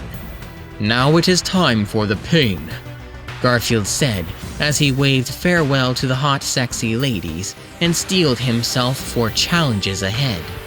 Garfield and crew marched on further into Dastardly Gauntlet until they came to another large room. In it, they saw a figure in the shadows approach them that was familiar but different. It was Nermal. However, this time, his body was full of scars and cyber machinery. Ha ha, Garfield! It is good to see you again on this day which will be your last, laughed Nermal with haughtiness. Nermal, you should be in hell rotting an early grave, said Garfield with disgust. It is being true, you have killed me before, but Odie has brought me back from abyss of death and gave me new life and made me new cat. I am not man you once knew, I am become Cyber Nermal X, said Cyber Nermal X with new-founding fury. A cockroach with a suit and tie is still a cockroach, said Garfield with contempt. Be stifling your mouth. I will be tasting your blood, and then you will regret those words, roared Nermal X with blood boiling. The only blood you will be tasting is your own, said Garfield as he cracked his knuckles, preparing for combat. Die now, shouted Cyber Nermal X, as his cyber arms turned to laser cannons and shot at Garfield.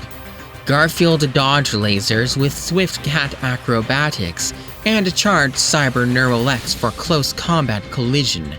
They grappled each other for stalemate. Taste some of the pain you have made me feel, said Cyber Nermal X as he shot laser from Robo-Eye, lasering Garfield's manly shoulder.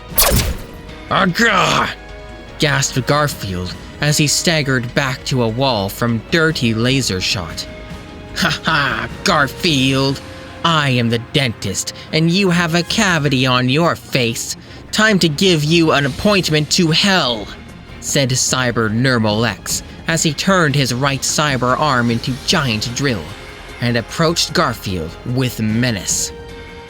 Garfield was trapped against the wall, but he felt no fear. As Nermal lunged drill arm at him, Garfield caught it and tore off the arm with mighty ease. It is time for your morning drill, said Garfield wittily as he impaled Cyber Nermal X with his own cyber arm drill. Garfield then tossed the impaled Cyber Nermal X aside and held his injured shoulder. Garfield, are you okay? Are you hurt, my beloved? Cried out Miranda with worry. No need for weeping, my munchy mistress. Just a little cold lasagna is all I need, said Garfield, as he took ice-cold frozen lasagna and massaged his shoulder with it. The healing power of lasagna soothed Garfield's massive muscles, but Miranda wanted in on the fun. "Let me massage your wound with my tongue," said Miranda with licking. "I know you have special talent of that skill," said Garfield with a wink. While Garfield and Miranda enjoyed their flirting, they knew they had to finish Battle of Fate of Humanity. "Time to press this forward," said Garfield like true war hero. With Garfield's brave words, they moved on further into Sinister's space fortress to put an end to the wars once and for all so that love can rule galaxy again. Hallways of Odie's space fortress were long and winding, like creeping octopus in the grass. They were filled with bones and statues of gargoyles. "The fortress is forever," said Garrus with frustration. "The hopes of children is on our backs. Let them fuel your energy," Garfield said with inspiration. With Garfield's wise inspirations, they continued until they finally came to the lair of the demon himself. In the room was impaled bodies all over, and a fountain of blood as Sinister's centerpiece. Odie was sitting on his throne, cackling his evil. "Garfield, you have passed my trials. Now I will give you a reward of eternal pain," said Odie, as he feasted on flesh of baby seals. "I will be having to return that reward in exchange for a second prize, your head," Garfield roared as he charged into combat. Garfield ran to Odie to administer punishment of the beating kind, but he fell into traps. Garfield triggered anti-lasagna force field with his feet. "What is this tomfoolery?" shouted Garfield with surprise. "Ha ha, you furry fool! You have fell into my lasagna trap. Now face frozen doom of space!" yelled Odie in evil triumph, as he pressed a button which opened trapdoor under Garfield, sending him into outer space. In space, Garfield fell into 12 black holes and a sun which caused a supernova. "No!" cried out Miranda, with tears as she fell to her knees in despair. "Not even might of Garfield can survive that. Galaxy is mine forever." "Ha ha ha ha ha ha ha ha ha ha ha," laughed Odie, as hope seemed lost in pits of space. "Garfield, please come back," said Garrus with solemn words, as he held his head low. The crew watched on in helplessness, as Odie laughed his evil at his victories. Was the galaxy doomed to eternal evil? What will become of the humanity? These questions were asked in their minds and heads, as they feared for all. To be continued. Author's note: I am not being paid by Gyrobowl. Chapter 19. Return of the Man. It was morning of misty mystery when Garfield awoke in a place like none in time. All was covered by dusky haze, and Garfield's eyes strained with masculine might to decipher surroundings. All around him was light of pearly dimness, and feelings of unease coursed through manly muscles, like uncertain streams through rocky earth of power. "What is this place?" Garfield asked as he righted himself. He seemed to be floating in ether. Around him, rocks floated in nothingness, and cracks of prism ran through like wounds of neon. Garfield floated in void, like baby floating in a bottle.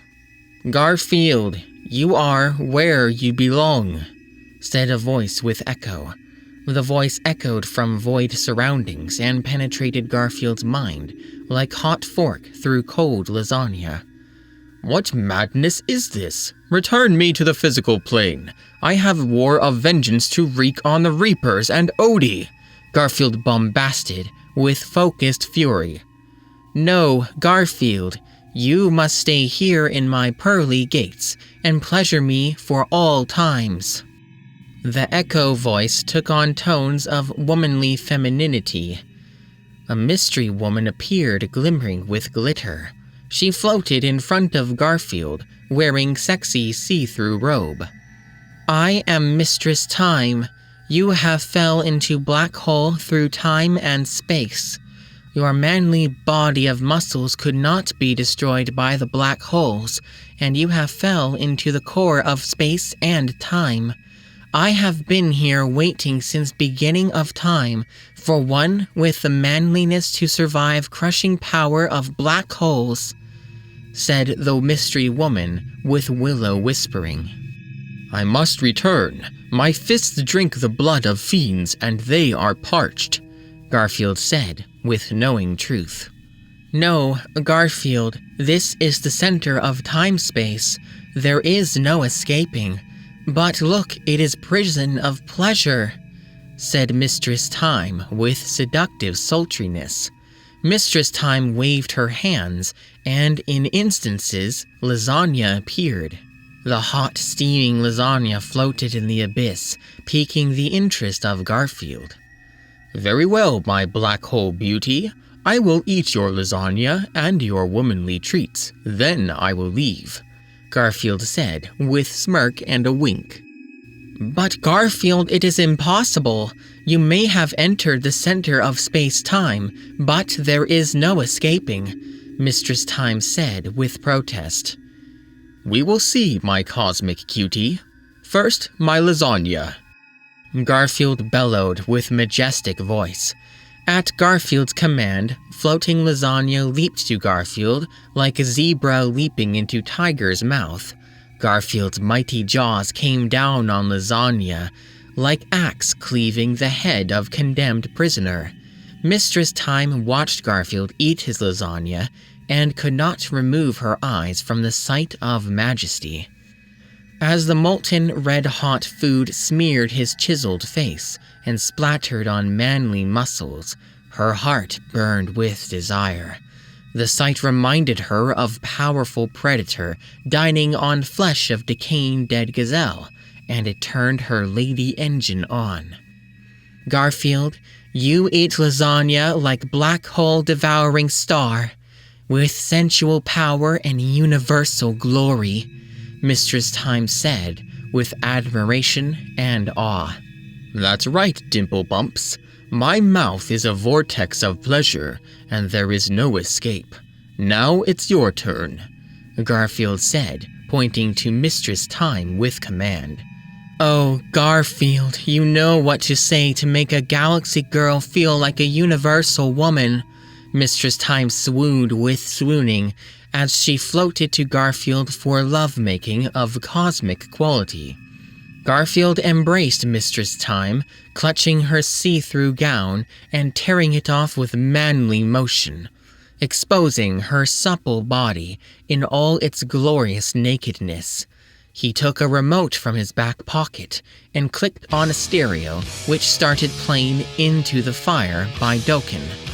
Garfield then licked her firm breasts like portly child licking fresh ice cream cones, with delicate power and ferocious sensuality. Mistress Time moaned like a sow in heat, orgasmic ecstasy pouring from her voice. Garfield then moved his tongue down her body like a moist crawling slug in supple soil, leaving trail of sexy wetness.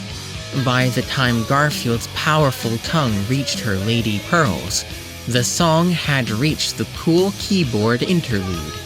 He stroked her woman treasure with his silky tongue to the smooth vocals of Don Dokken and the power chords of George Lynch, sending her into the fire.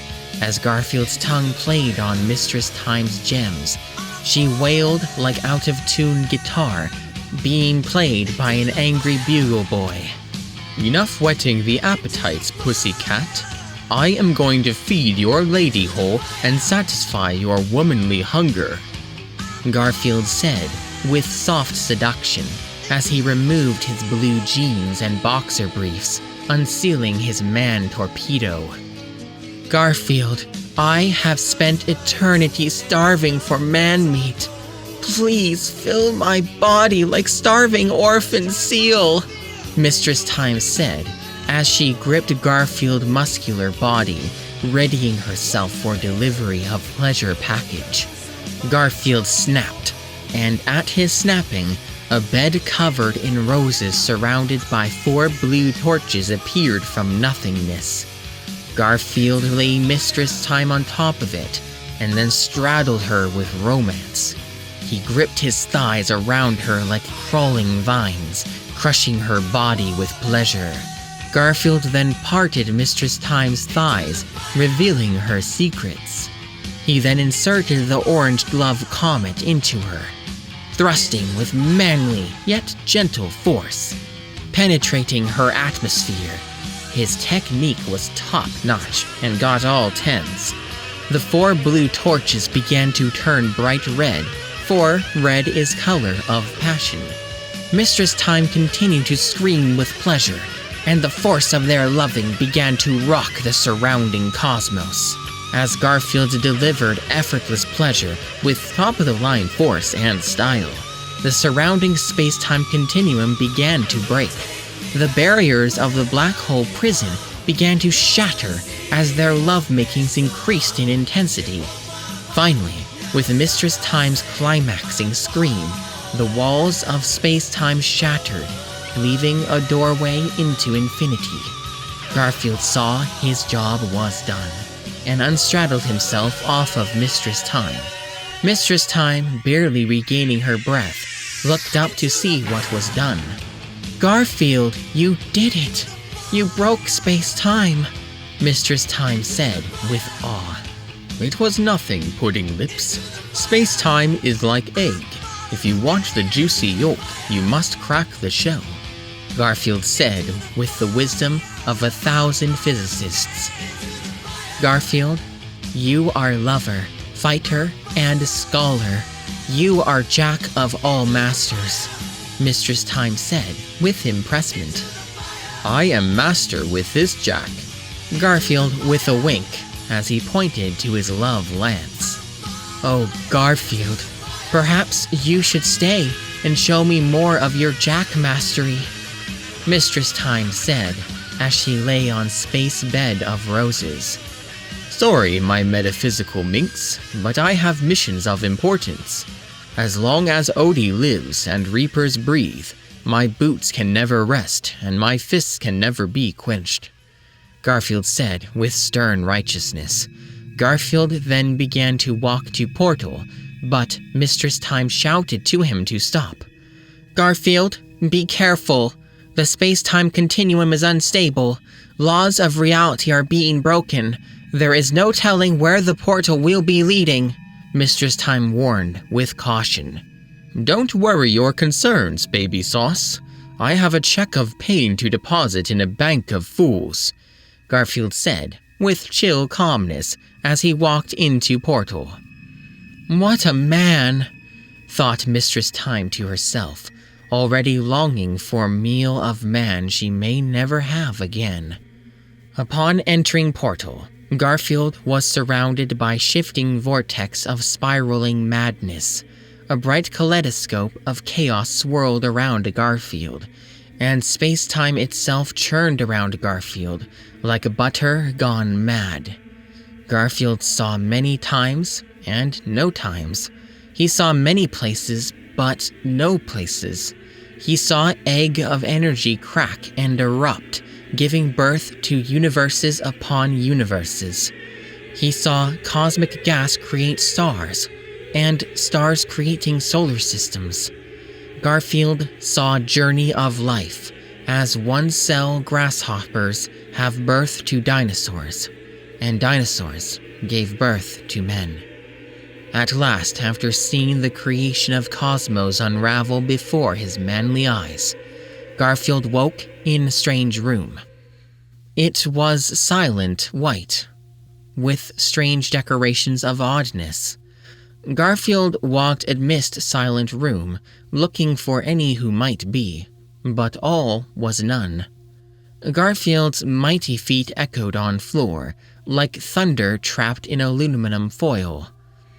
Strange paintings and marble decorations stood in silent white room.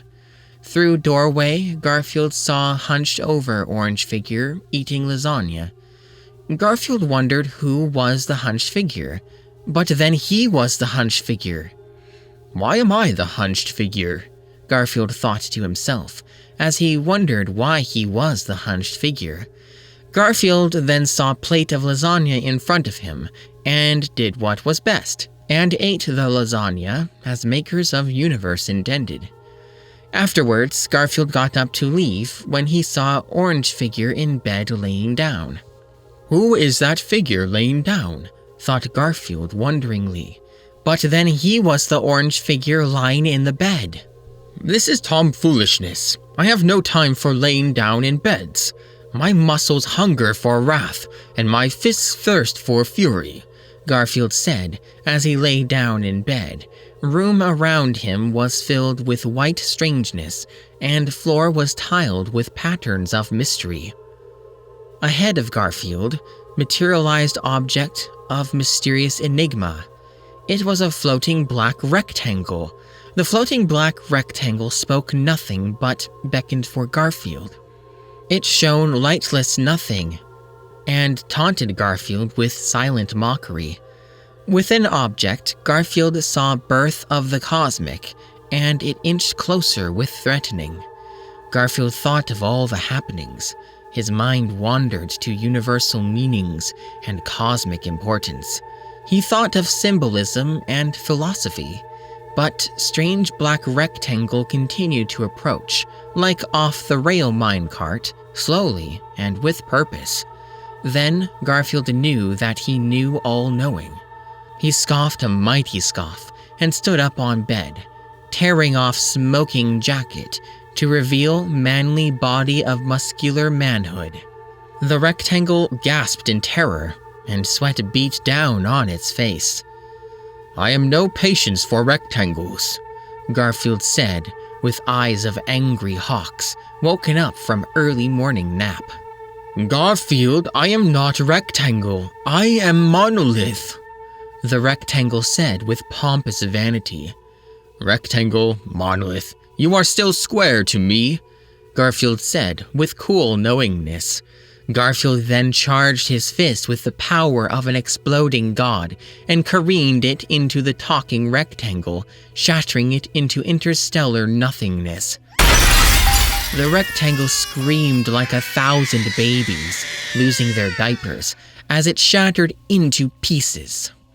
Having solved the mystery of the universe, Garfield then punched the air, creating another space-time portal. If I see any more rectangles, I will send them to geometric hell, Garfield said as he walked into portal to unknown destinations. Meanwhile, in Odie's Reaper Fortress at center of galaxy, Odie was preparing assault of diabolic wickedness on unsuspecting citadel.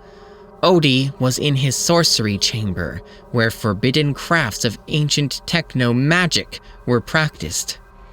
In center of chamber was sky blue figure, locked in eternal torment.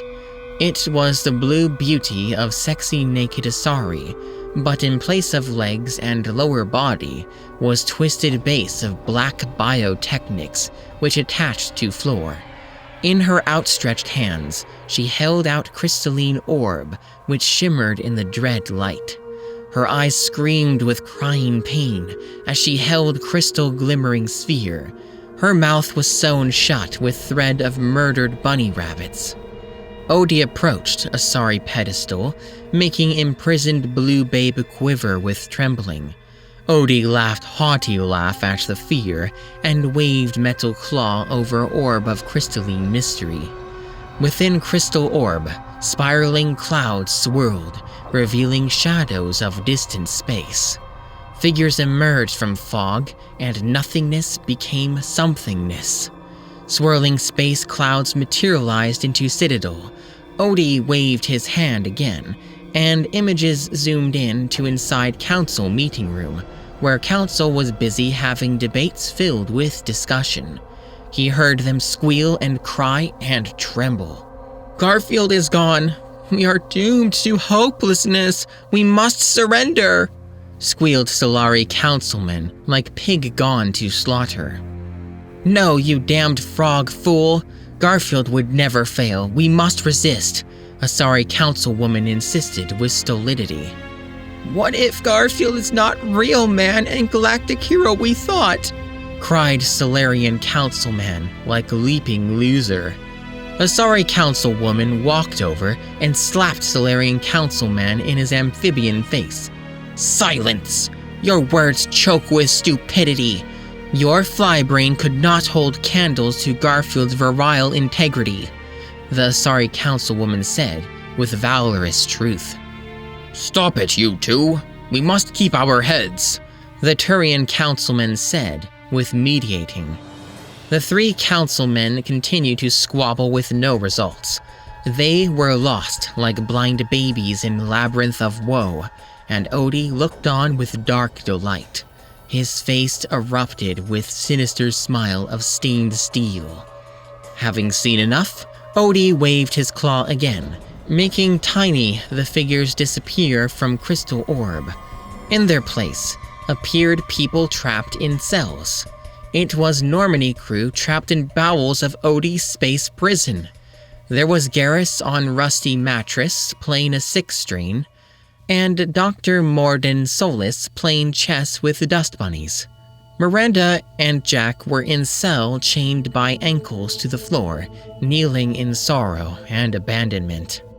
Odie looked at sexy beautiful ladies, bechained in shackles, and spoke to them through his crystal ball, his voice 1,000 screeching dolphins set on flame and soaring through their mind oceans. "Hello, my darling peaches. I hope you are enjoying your quarters," Odie bellowed, with the voice of a baritone hellhound. "Who is there?" cried Miranda in fear.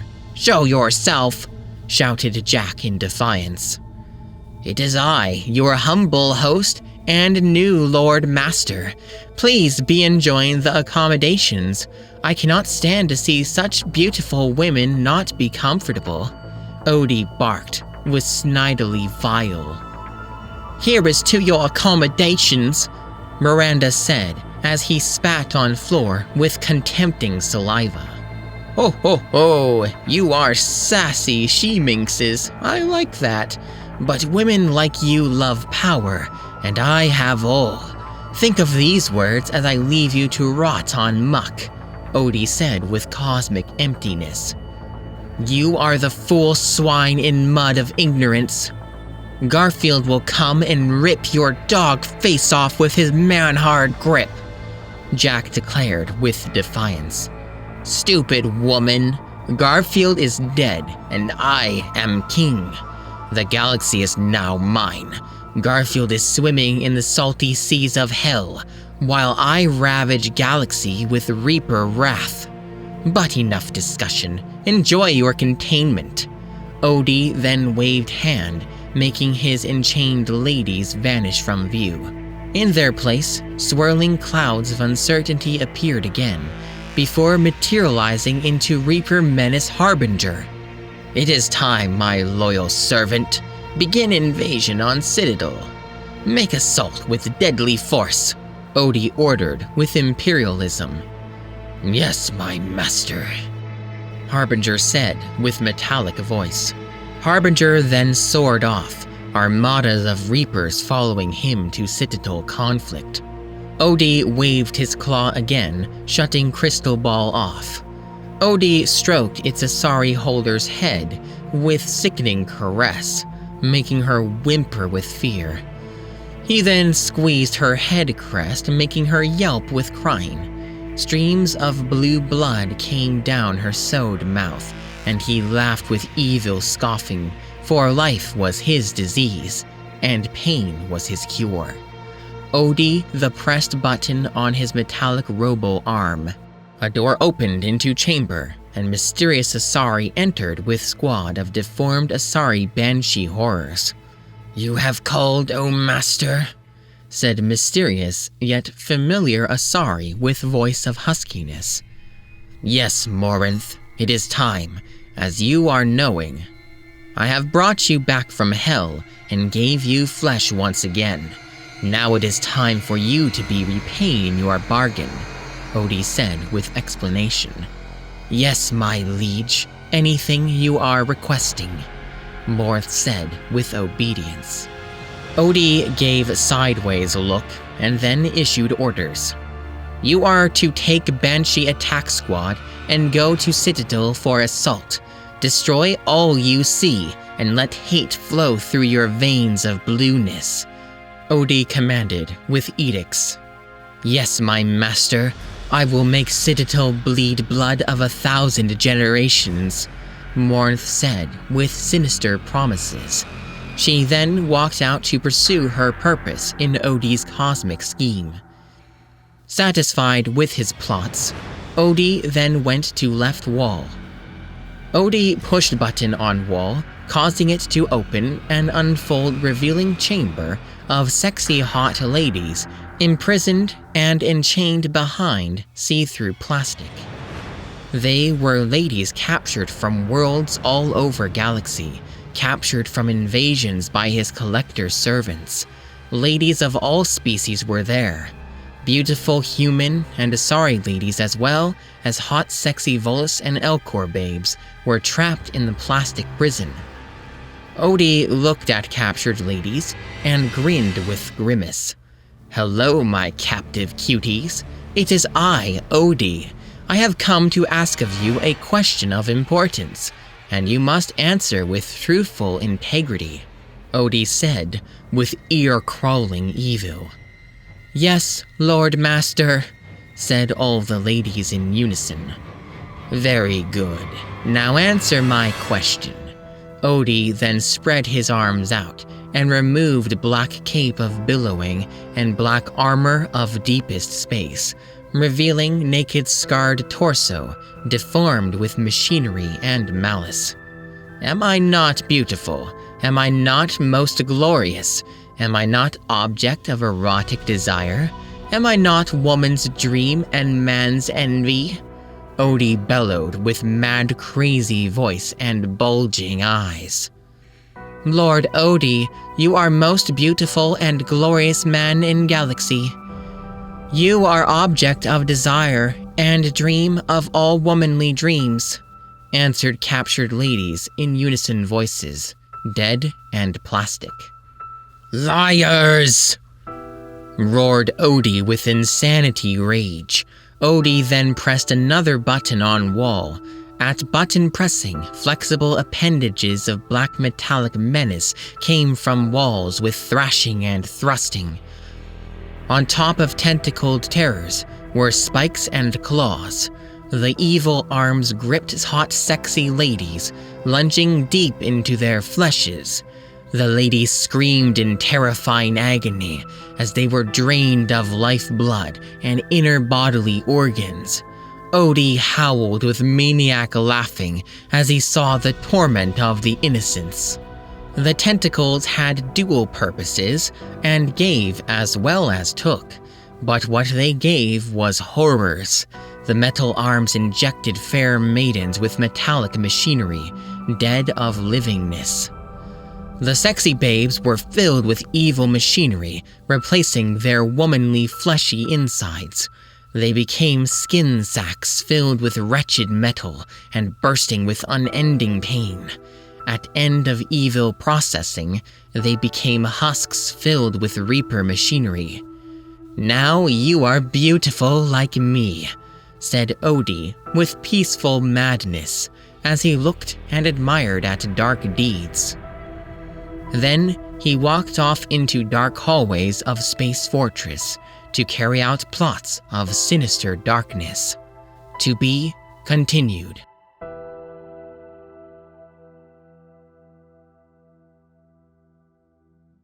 Hey guys, this is your narrator Peter Lucky, and this story is pretty much over. The author has been writing this story for about 7 years, and as you can tell, he's put a lot of effort into it, and It's been quite the wild ride with a lot of great plot twists and a lot of interesting intricacies with the characters. Yeah, unfortunately, he hasn't updated since October 2016. So if he's been writing this for 7 years and it's a fairly short story, it might be, an unknown amount of time until he updates it again. So, I consider this finished. If he updates it again, I may revisit this and may do more as if he releases more. But otherwise, this is a finished story, and I hope you enjoyed Garfield Effect: Galaxy Adventure.